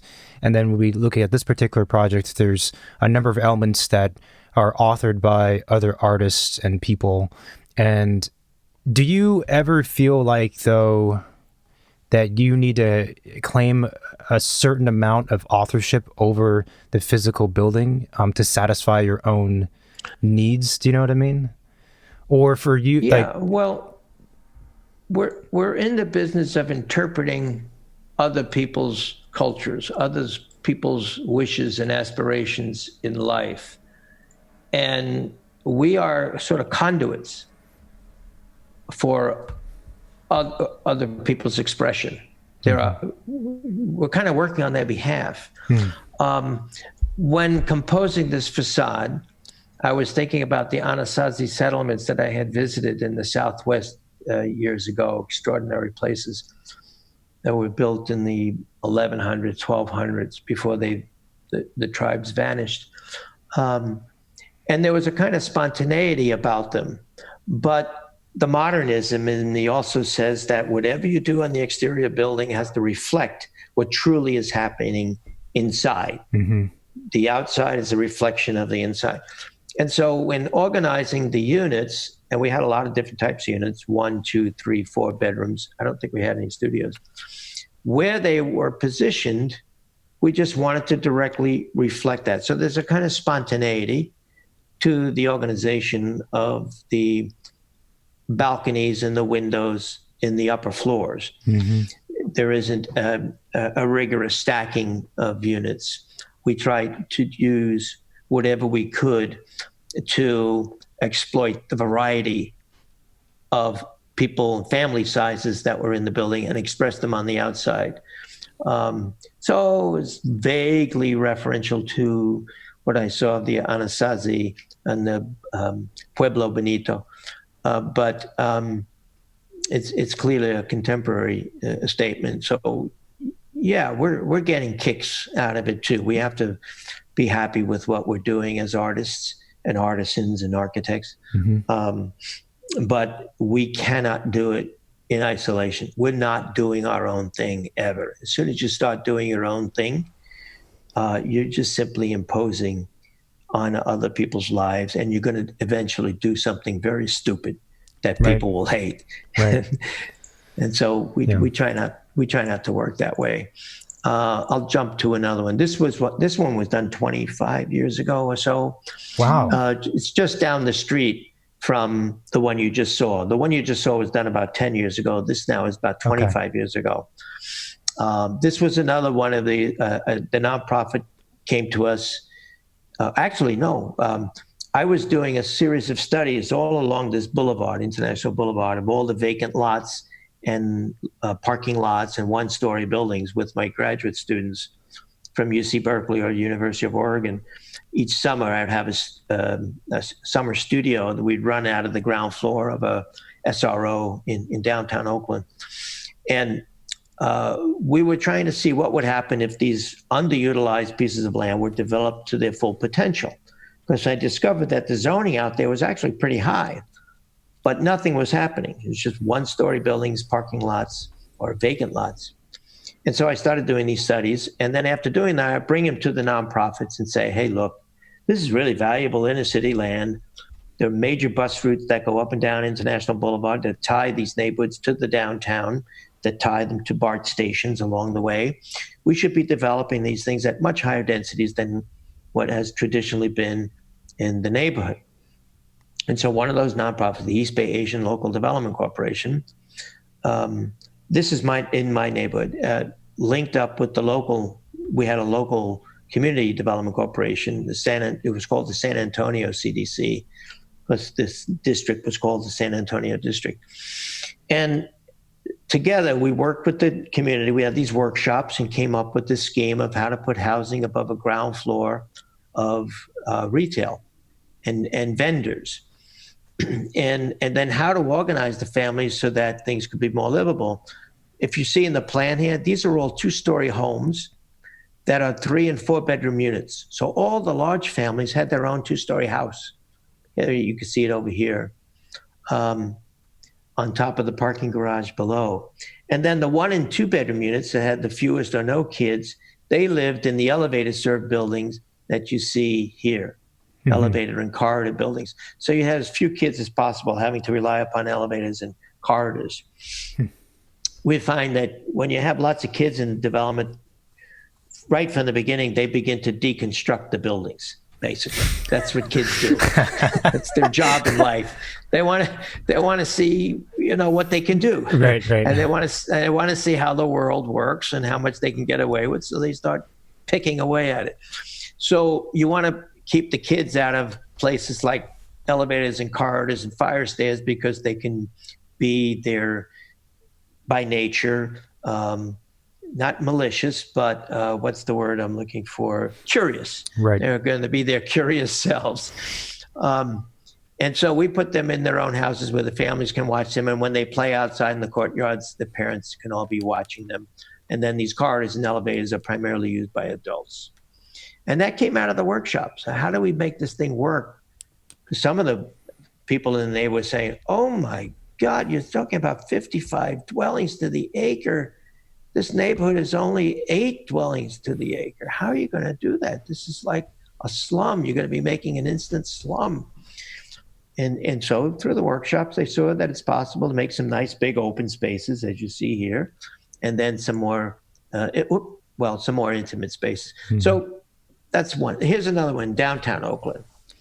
The city sponsored a competition for how to put 80 units on this piece of land that was part of a much larger market rate development, 800 market rate units, and this was going to be an 80 unit parcel. I think it was just under 1 acre. So we got about 90 units to the acre, or about 350 people per acre, again, because we have a lot of family units in there. But the top floor are all studios reserved for formerly homeless people. And so we wanted to put the formerly homeless in the penthouse. We wanted to give them the best views. And they have their own outdoor terrace. Because they're used to sleeping outdoors. So they could sleep out on their own terrace if they wanted to. So so this was, you came up with this idea. How did that conversation go? Well, the program, the nonprofit, they wanted to include about 20 units for the formerly homeless. It was a funding program out there. So they wanted to take advantage of those funds. They wanted to get 20 people who were formerly homeless off the streets, get them into real housing. And And when we looked at it, we were playing with the various modeling kits. We said, the families with kids want to be near the ground floor so the kids can run out and play in the courtyards. The singles, they don't need to run around in the courtyard. If anything, they don't particularly like screaming kids. That's why they don't have any kids. One of the reasons why maybe they don't have kids. But in any case, why not put them on the top floor? They'll have their own quiet place, their own view over the cities where they used to roam the streets and be homeless. They can now look down on all of that and remember it. And they have their own terrace to do it from, their own patio out in front of their living room, sliding doors. And because they were up on the top floor with the sloped roof, shaped roof, we could put in sleeping balconies. So they actually had double height lofts. Amazing. Yeah. So we said, they need to be rewarded for what they had to go through for years. And it's so interesting. Disrespect and lack of dignity. Right. And it's so interesting to me because I think on the one hand, when especially if you were to lead a conversation by saying we're going to put the homeless in what would be the penthouse, especially for students, I think if their decision-making process and they're thinking of what's feasible is governed by developers or investors, then that idea would never fly. It's like, don't even mention that. I don't care what the situation is. I don't care who's funding it. I don't care that this is a low-income development. Don't even mention that's not possible. And so for me, hearing you say this and then have it work out is refreshing and interesting because it also highlights the fact that for young designers, like, hey, it's crazy things in quotes like that. There can be a place for it. Well, the nonprofits are open. Yes, you were going to. No, I was going to say that's also where the architect can have some sort of power to, in this instance, like give justice back to the occupants of the building. Like we could carry a voice that some others cannot have, and I think that's a good example of that. Well, and when you're working with the nonprofits, their staffs, their executive directors, they're all motivated with a social purpose, a social mission. So they're on the right side of history. Right. And they're willing to have these conversations. They want to see the community involved. They want to satisfy the daily needs of the people who live here. They want to give them aspirations for something grander with their lives. And so they're very supportive of thinking like this. Now, they work within tight budgets, so they have to at times, say, yeah, that's nice, Mike. They'll pat me on the back. We can't afford that. Right. So there are times when they have to pull back, and I just have to, bow my head and say, okay, we won't do that, but we'll try something else. And in this case, we got all the families in their own 2-story houses. You could see that in the section down there in the lower left. These are stacked homes. And that's why you see these 2-story spaces here. That's the living, kitchen, dining on one floor, and the bedrooms are upstairs. That allows these units to get through ventilation because they have windows on both sides. And the only time we had back-to-back units was here in the middle. We just couldn't avoid it to get the numbers of units that they needed to make the thing pencil out. But it's a minority of the units that are in this situation. The majority of the units are all around the outer edge, getting the advantage of, the through ventilation, just like we had in the tenements. People often besmirch the tenements, but they had windows in the front, windows in the back. Now, we were only 12 feet wide and 50 feet deep. It's one long room, but we had a breeze. And you just stick a fan in the window and you can intensify that breeze, that flow of air in the hot, sticky summers. So ventilation has always been important to me with all of our housing, whether market rate or affordable. And I do everything I can to get these single-loaded, double-aspect units for as long as I can before the density gets so high that you just have to fall back on those double-loaded corridors. And I do think the double-loaded, I heard that in Denmark, the double-loaded corridor is outlawed. It's not permitted. Really? Because they recognize that you're going to be burning a lot of energy 24/7 to light it and to mechanically ventilate it. And it breeds all kinds of, who knows what kinds of germs and viruses within all that mechanical ductwork and in all those spaces that never see daylight. So it's not healthy, these double-loaded corridors. So we do everything we can to avoid them. And we can get up to, you see, 90 units to the acre, 350 people per acre. And only in one instance here do we have back-to-back. Anyway, and these are little courtyards that are at the center, not so little, they're 45 feet wide and 100-something feet long, where they can have events. The south side we protected with these sunscreens, so the heat buildup would not be so bad during the summer. And here you can see the outdoor walkway, and we have windows on the outdoor walkway because the stairs are outdoor stairs that exit. That's all part of the code. Right. You can have windows on an exit balcony if they're leading to outdoor stairs. Right. I don't understand the logic of that, but I'll take advantage of it and give them windows. Here's one for seniors. This was in a neighborhood that was just ridden with drug dealing. Cool building. The whole neighborhood this was a vacant lot. It used to be a battery factory, so the soil was contaminated. But the neighborhood had one of the worst drug dealers in the city of Oakland during the, I guess that would have been during the 80s. And they call these blocks, they're the 20s, the 20th Avenue to the 30th Avenue. They call them the Roaring 20s, these blocks. And the nonprofit came to say, we want to put senior housing in the middle of all of this. And we said, wow, okay. The seniors are there, so they provide surveillance all the time. They're always looking out their windows, watching the city, so that could be a healthy thing. And we said, you know what we'll do? We'll create a roof terrace up here on the top floor, and we'll glaze it so it'll be out of the breezes so that the seniors can hang out here, even on a chilly day in the 60s, low 60s or even high 50s. You're getting sunlight. If you're not in the breeze, it's kind of nice. Yeah. And then that became a kind of a guardhouse. The centurions of the neighborhood could hang out up there and watch what the heck is going on. Yeah. And then to celebrate, the lives of the seniors, we said, hey, why don't we give them a crown, like a big tiara, and we'll hire a local artist to do the glass infill work there, because as the sun sets in the back, it glows through that glass. And then at night we'll backlight it so that it glows through the night as a lantern, kind of bringing a kind of respect and celebration of the lives of the seniors. When was this project done? In there. This was finished around 2009. Okay. I think so. It's about 11 years old now. Wow.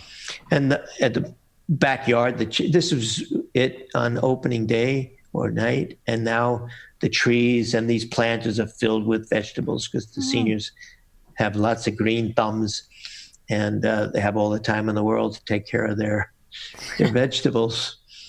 I have to say, I really sorry, go ahead. I was just going to say we planted the vines to eventually come up on this trellis, and I'll tell you a little story about this trellis after you say what you want to say. Oh, I was going to say that the way you speak about your work and to kind of explain the thinking behind it, I really appreciate. And it's actually, the first thought was the first project you showed us for the Native American project, and this one both reminded me of the Guild House by Venturi.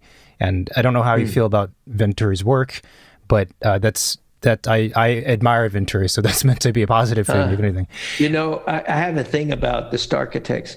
I guess I didn't. Yeah, I did say that I had gotten a Fulbright and I lived in Finland for a year in 1969-70. I never went to visit Alvar Aalto. And maybe to this day, I kind of regret it because he was alive and well at the time. But I've always had an aversion to anybody who achieves that level of fame. Not me, and they're probably not working for the people, so to speak. So I tend not to follow the work of other architects who get a lot of magazine attention. But I did want to tell you a story about these quilts. Back in the 80s, I did a lot of work with these two nuns who were community organizers in West Oakland. And one of those nuns moved on to join other group of nuns in this little town in the middle of Mississippi called Tutwiler. And one of the first things that Sister Maureen did when she got there was to create a quilting bee among the women in the town, all very low-income African-American community. And she got them making these incredibly beautiful quilts.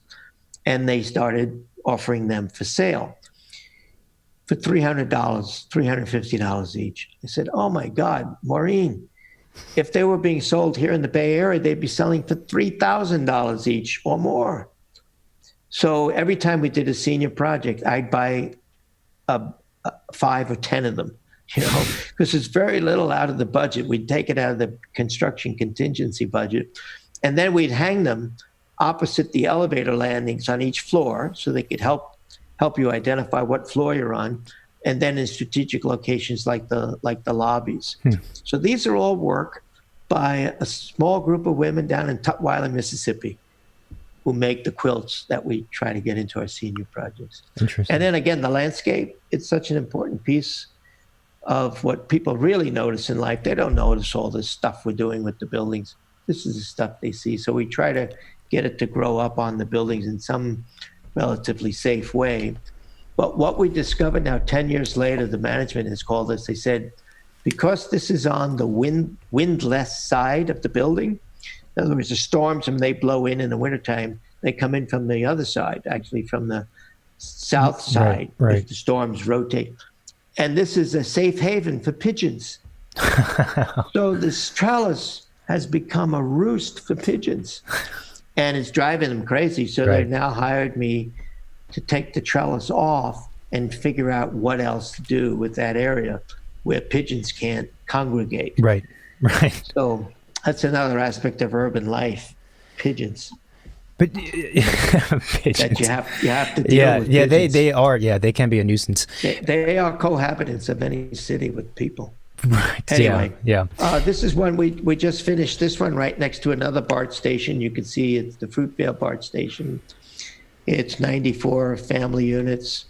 It's about 300 people per acre, 75 per acre. There's the train coming in the station. I'm standing at the edge of the platform taking a picture. This was just before completion of construction. Something else I didn't mention too, I built a lot of birdhouses for our projects. And we put them down at the ground floor on the trellises down there for the people who live there to kind of help encourage them to decorate their trellises. But it's also just to send a signal to the rest of the neighborhood that, it's kind of brings a smile to people when they come by. They see this handmade thing. Sure. That's about 24 inches high, that thing. And so they're all across the front of the building.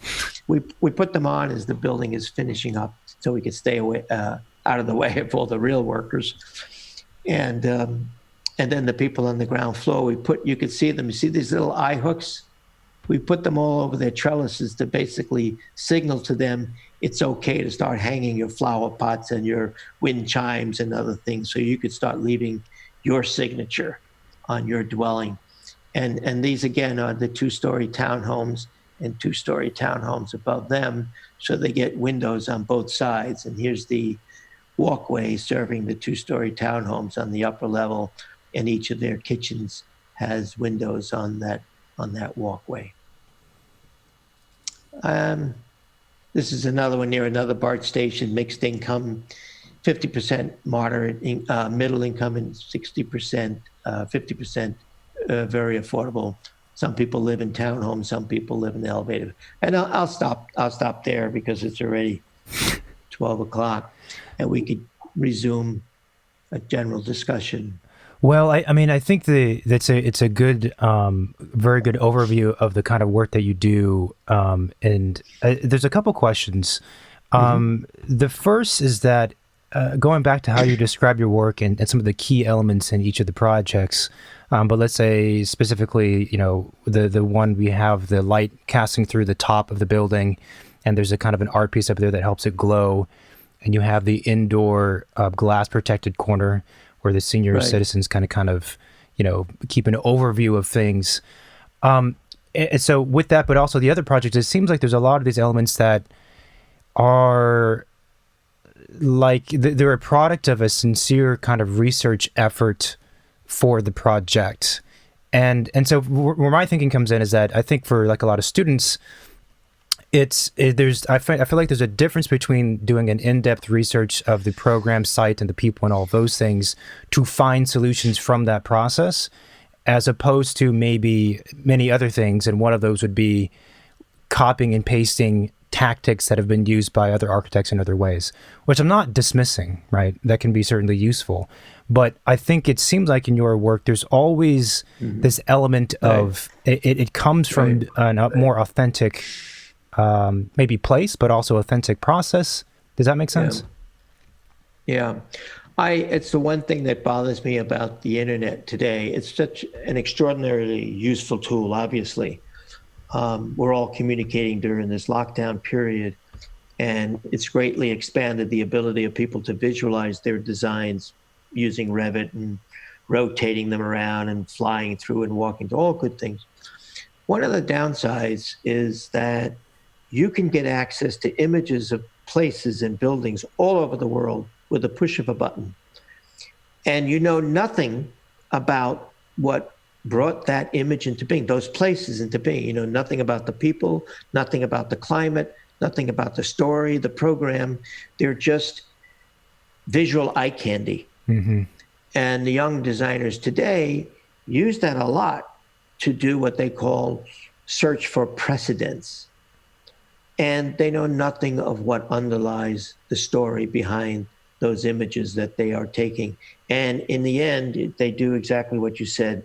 They cut and paste pieces of other people's work without fully understanding why was it done. And in the first place, was it the right thing to do? Are you just repeating something that's not a very good thing to be repeating?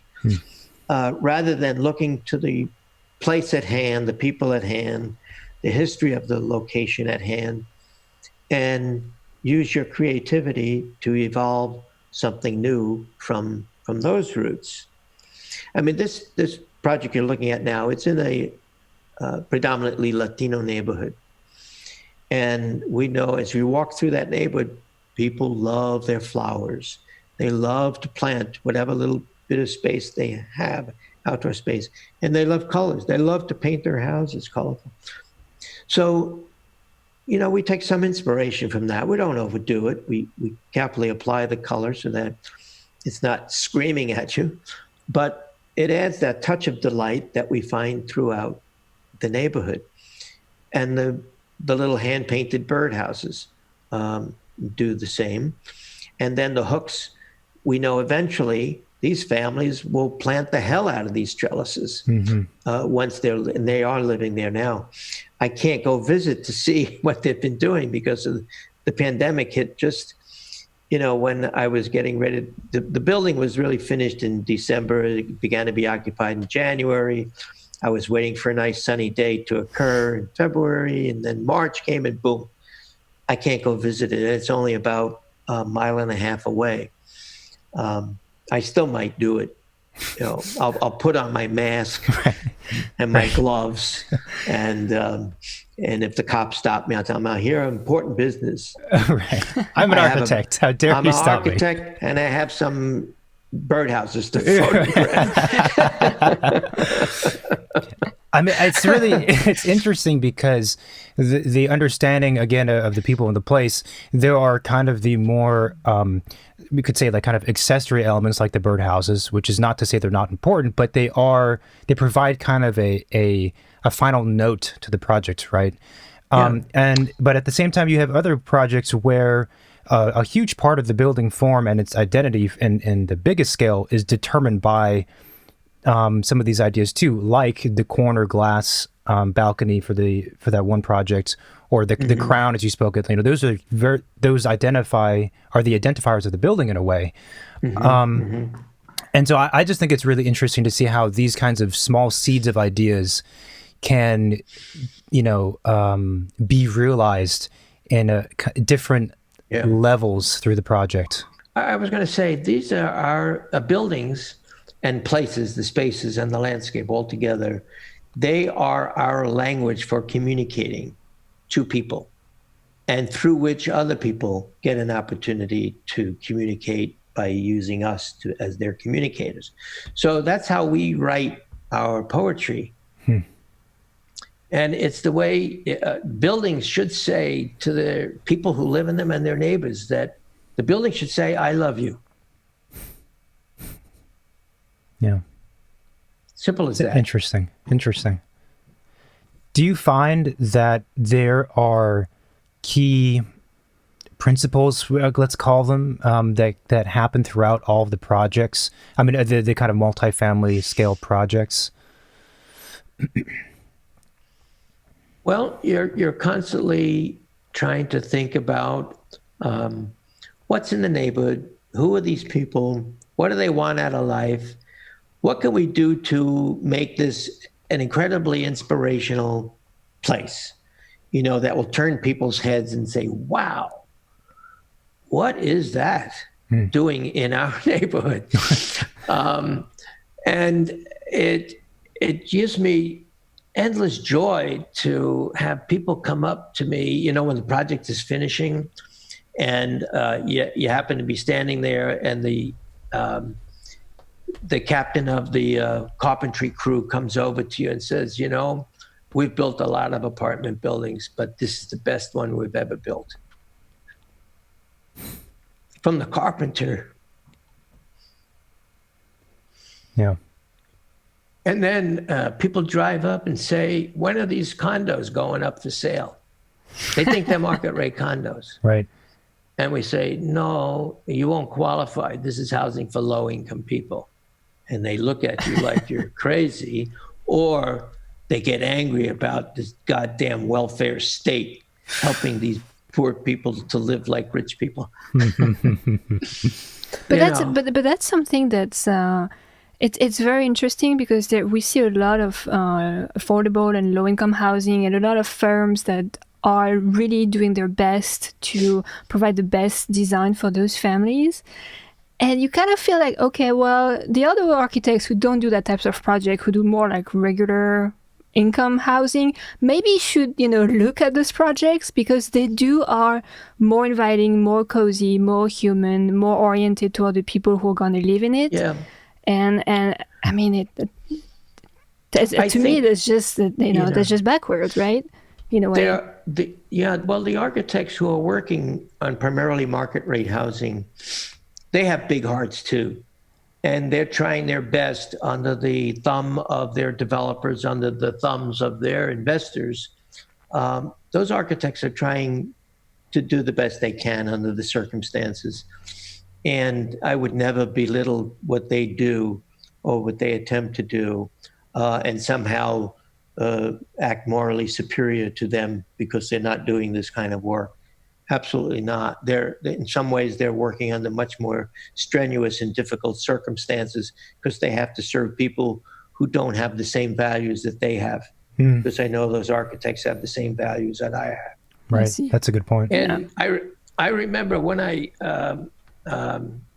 what's his name up in Tom Kundig of Olson Kundig in Seattle. I taught there for many years, so I knew a lot of the architects up there. And he invited me to come and make a presentation of my work, or our office's work, to his staff. And because we had him come down and make a presentation of his work to our staff. And I walked into the office, and their work is just spectacular. It's the architect's architecture. Right. It's gorgeous, gorgeous stuff. And he grew up with a father who was a shipbuilder, boat builder.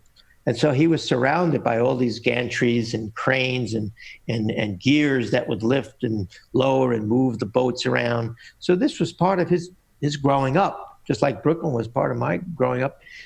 Making big things move about was his thing. So he brought it to architecture.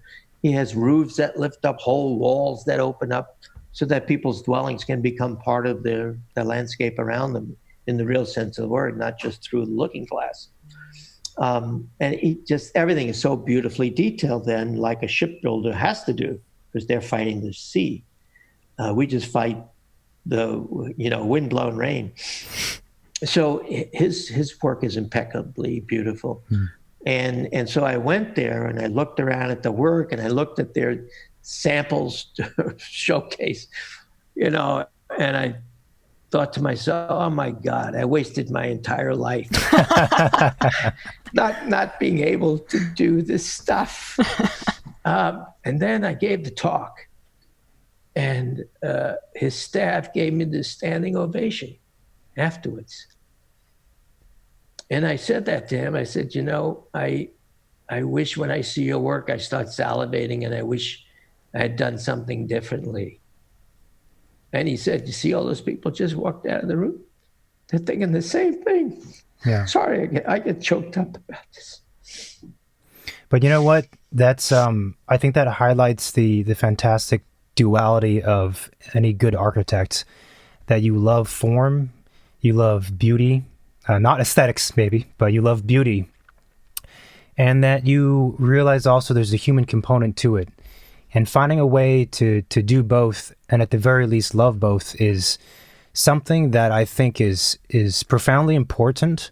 And I think it's something that, I don't say it's unique to architects, but it's something that's the reason why the profession is something that we stay with and that we admire greatly, And I think that's, your anecdote about Olsen Kundig is very interesting, and it highlights that. And I think everything you've said today highlights that as well. Well, thank you very much. I appreciate those kinds of comments, and I need a little bit more of my Lysol. All right, I'm cleansed. A few other questions then. Yeah.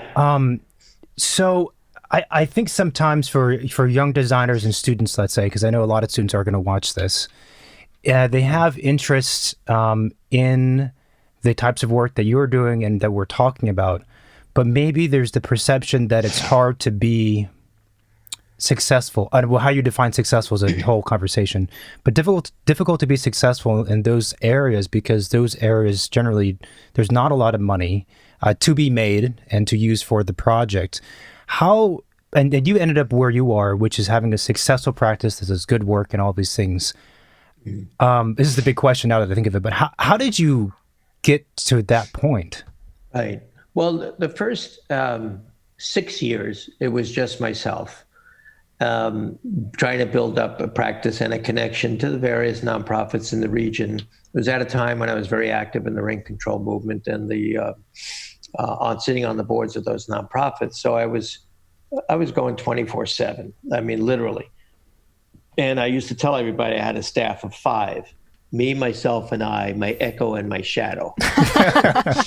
And during that period, I entered a bunch of competitions, because I always knew that in order to get the ear of my profession about these really important social issues and the whole question of economic and social equity, that I had to win them over on their terms. I had to be a really good designer. And that's why I worked hard to graduate the top of my class, both at Pratt and Harvard.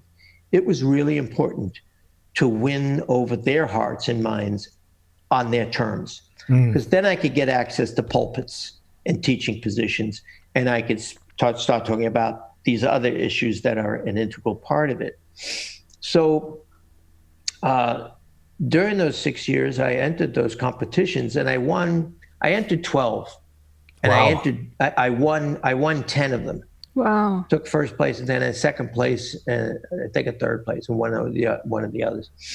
So I established a track record there and a reputation, and then magazines started coming around, and then universities started coming around and asking me to give lectures, and then conferences on housing started asking me to give and become keynote speakers at these housing conferences.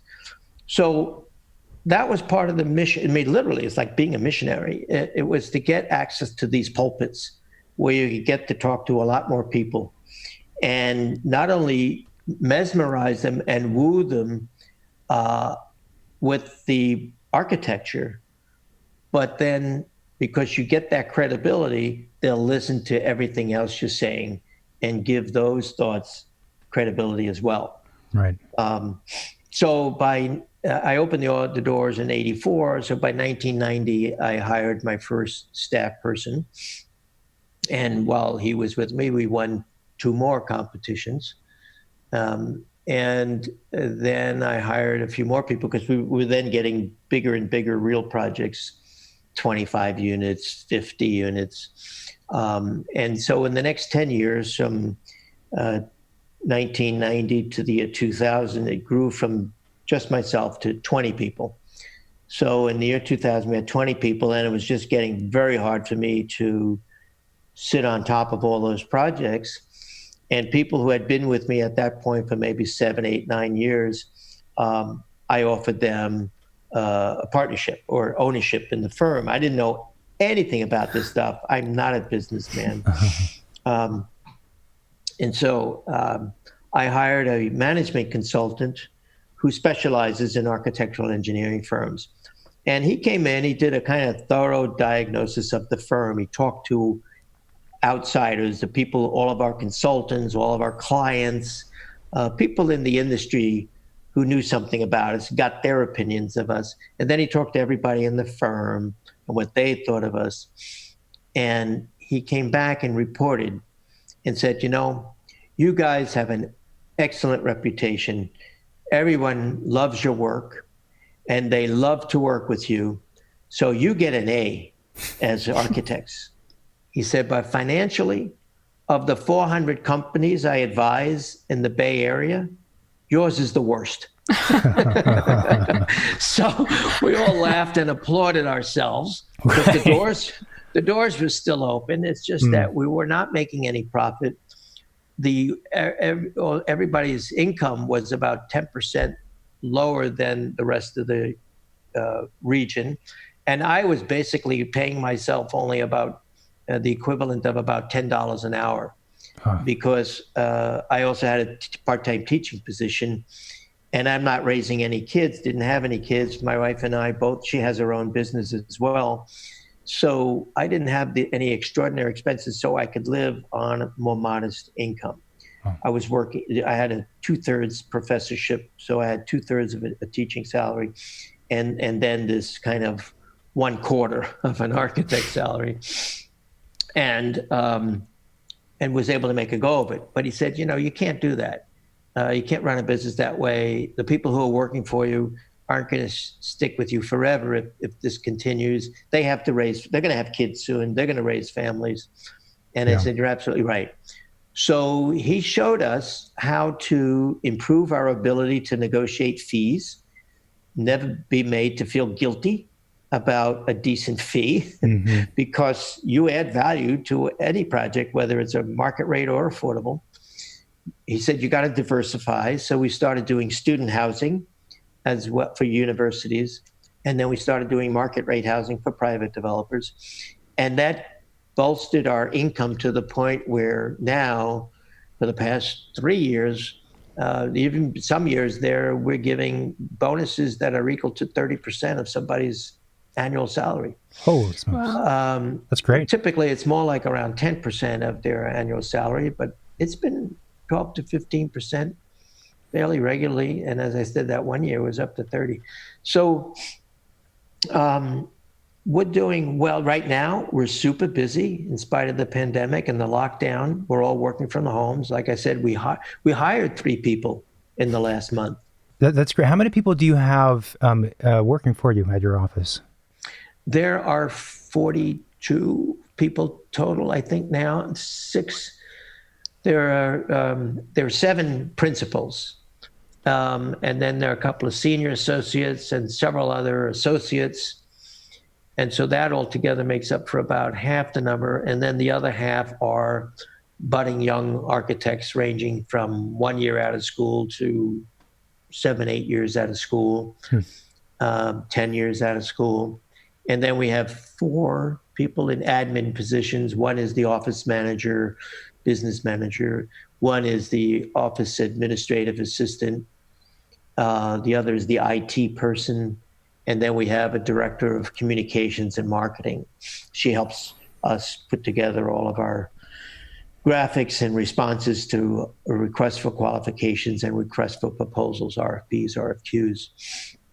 So we have 4 admin, and then the rest are on the boards in some form or another. And the majority, sorry, go ahead. And I was going to say, I made 4 people principals back in the year 2000. And I'd failed to mention, by the way, I did open a branch office in Seattle in 1998. And we held on to it for about 8 years. We had a staff of 6 or 8 people up there. So we did a bunch of work there because I was teaching there. So I was up there every week. I was in Seattle Wednesday, Thursday, Friday. And then I was in the office in Oakland Saturday, Sunday, Monday, Tuesday. So 4 days here and then 3 days there. So I got to know a lot of people in the nonprofit sector up there. So we did about a dozen projects up there during that 6-8 year period. And we continue to do work in Seattle for the Housing Authority and now for another nonprofit up there that we've done work with in the past. So we got lots of work. And maybe you already answered this question, but so the majority of the work is multifamily, and is the majority of it low income? Yeah, like I said, we're doing student housing and market rate housing, but the majority of the projects are affordable housing. And I'd say maybe 2/3 of them are affordable housing projects. But the affordable housing projects range in size from maybe 50 to 100 units, whereas the market rate projects are 200, 300 units. And we're doing some urban design master planning for up to 1,200 units. So the market rate projects are bigger and more lucrative as a fee goes, and they're helping to underwrite the work that we do in the affordable realm, because the fees for the affordable realm, if we tried to live on them alone and not do the student housing either, we'd be where I was back in the year 2000. Right. I'd be making $10 an hour. Everybody else would be paid 10% under the going rate. Right. And we'd have barely anything to pay for health insurance, So we had to diversify. And we're not serving luxury housing. We're serving market rate rental housing. Now, it happens to be occupied by the people from the tech sector. So, these are people in their 20s and 30s who are probably bringing home $120,000, $150,000 a year.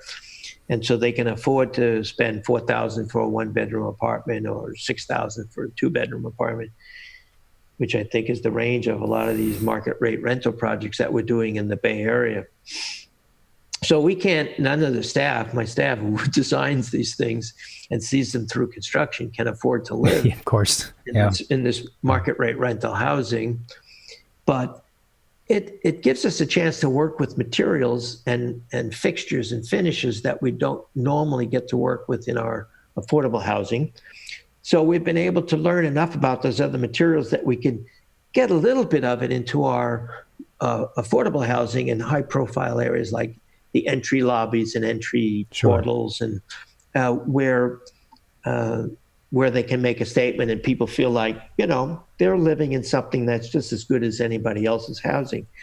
And so getting versatile at using some of these other materials that we could use in the market rate, it's helped us here. And in the market rate housing, I still feel that we do a better job of it because we've been sensitized over the years by working with communities. And the for-profit developers know our reputation, that we know how to work with communities, and we're patient. Right. To listen to all those people who are going to come out railing against their project. We'll sit through it. We'll do what we can to modify the design to suit them.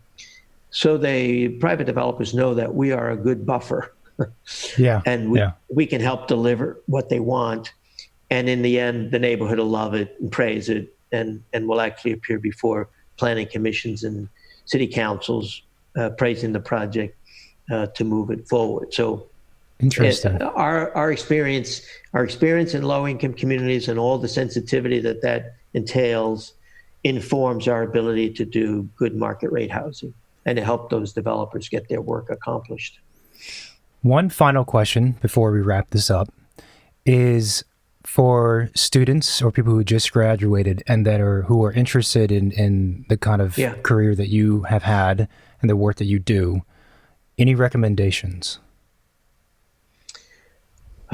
Become the best possible designers that you can be. That, at least in the immediate architectural profession, that's your source of power and enjoyment. but retain that connection to your roots. If you came from working class roots, don't ever forget it. If you come from the middle class, don't ever forget it. Bring those sensibilities to the work that you do. And it's okay to become a developer if you're a thoughtful, sensitive developer who has worked with the people for enough time that, you know, it's built into your DNA. Then become a developer. It's okay to become rich. You'll have a lot more power over the shaping of a city as a developer than you are as just an architect. And then as a millionaire, you'll be able to give a lot more donations, a lot bigger donations to all the good causes that need your money. Yeah, that's the way to do it. Including your alma maters. Yeah. I remember when I was on that Loeb Fellowship in 83, 84, I got to know the dean over at the School of Architecture at MIT at the time, Gary Hack, and he was opening the first real estate development program in the country to be in a planning architecture program. And because I was interested in all that stuff, that's why I went back to get that fellowship and then to spend my time that year studying those things. And he said, you know, look, the world has changed. Developers have to be a lot more intelligent, a lot more savvy in order to build thoughtful, intelligent, sensitive communities that are responsive to the environment and that are socially responsible and that know how to deal with the complex social pressures that are going to be brought on them as they develop inner city and even suburban real estate. So you need a lot more education to do it. So they created this advanced program for people who already had master's degrees in law, business, architecture, and planning. He said, that's the altruistic intentions, make a better society. And then he said, the selfish interests, we looked at all of the donors of our alumni, all our alumni donors, and who was contributing what. The lowest contributions came from the architects. The next lowest donations came from the planners. The highest donations came from the planners who went on to become real estate developers. They were given the biggest donation. So if we create a body of alumni who are real estate developers, we can be assured good donations in the future. So they were killing two birds with one stone. Good for society, good for the folks, the school back home. And that's why I say, not everybody's going to be a spectacular architect. Not everybody's a good designer. We know that, 1 in 20, 5% of the class graduates with honors and gets awards at the graduation ceremony. And the rest didn't. The rest are good. And then some are really not even good. Those are the people, don't feel bad about that. You've got enough of the values now of what it means to do good architecture. It's okay to become a developer. Go into real estate development. Just don't lose sight of what you learned in architecture school. And don't lose sight of your roots. Yeah, then call us up for work. Mike, this has been really fantastic. We really appreciate you being on the show and the conversation and the work and everything. So thank you so much. I'm glad to be happy to do this because I also realize it's going to reach, even if it reaches only 10 students, that's 10 more students that get to hear this story and see this work. By the way, I should mention that I am coming out with a book. Hopefully within the next year. It's mostly designed and it's written, and it's called Architecture, Housing, and Capitalism. And it's really a compilation of about 40 articles that I've published over the years. That's why it's called Architecture, Housing, and Capitalism, Reflections of a Practitioner and Educator or Professor over 50 years. And it's basically writings that depict a lot of what I just talked about. Great. We will. And if anything, if when it comes out you do buy it, I guarantee you, if you have insomnia, keep that book next to your bed. It will put you to sleep. That sounds good. All right. Well, thank you again. All right. Take care, guys. Thank you so much. Good luck in your work, and thank you so much for doing this for the younger generation. Of course. Thank you so much. Thank you, everyone, for listening to this week's episode of the Midnight Charette. And thanks again to our guest, Mike. Got emotional toward the end there. I was not expecting that. I couldn't look at either of you guys. That just shows how much he cares about these things. And it was a real pleasure speaking with him, and we hope you enjoyed it. If you liked this episode and others and what we're doing, then support the show by leaving a review on iTunes or the podcast app. And I know some of you don't listen to us on that platform. Well, then just log in. Just log in to leave us a review, or at the very least, find us on Spotify and YouTube and send us your review that way, or post a review on YouTube, because it all helps. It all helps support the show. Yeah, and I mean, there is other ways you can support the show for sure. Instagram is a good platform. Share it with your friends if you like it. Post it in your stories. You can go on our website and buy a beer glass. You can make a donation there if you feel like you really love the show. Mm-hmm. And if you have, for the record, $10,000 will get you a seat on the show. So. Yeah, if you want to be the next guest, you can. We also have a hotline. If you have specific questions or topics, or if you have guest suggestions even, feel free to call the hotline, leave a message, or even just shoot a text.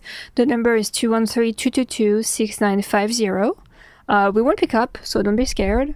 And if you have specific questions or things you want us to talk about, we will use your recording in one of our upcoming episodes and have a discussion around it. Absolutely. Is that it? And yeah, that's it. Okay, cool. Thanks again for listening, and we will talk to you again next week or sooner. Bye. Bye-bye.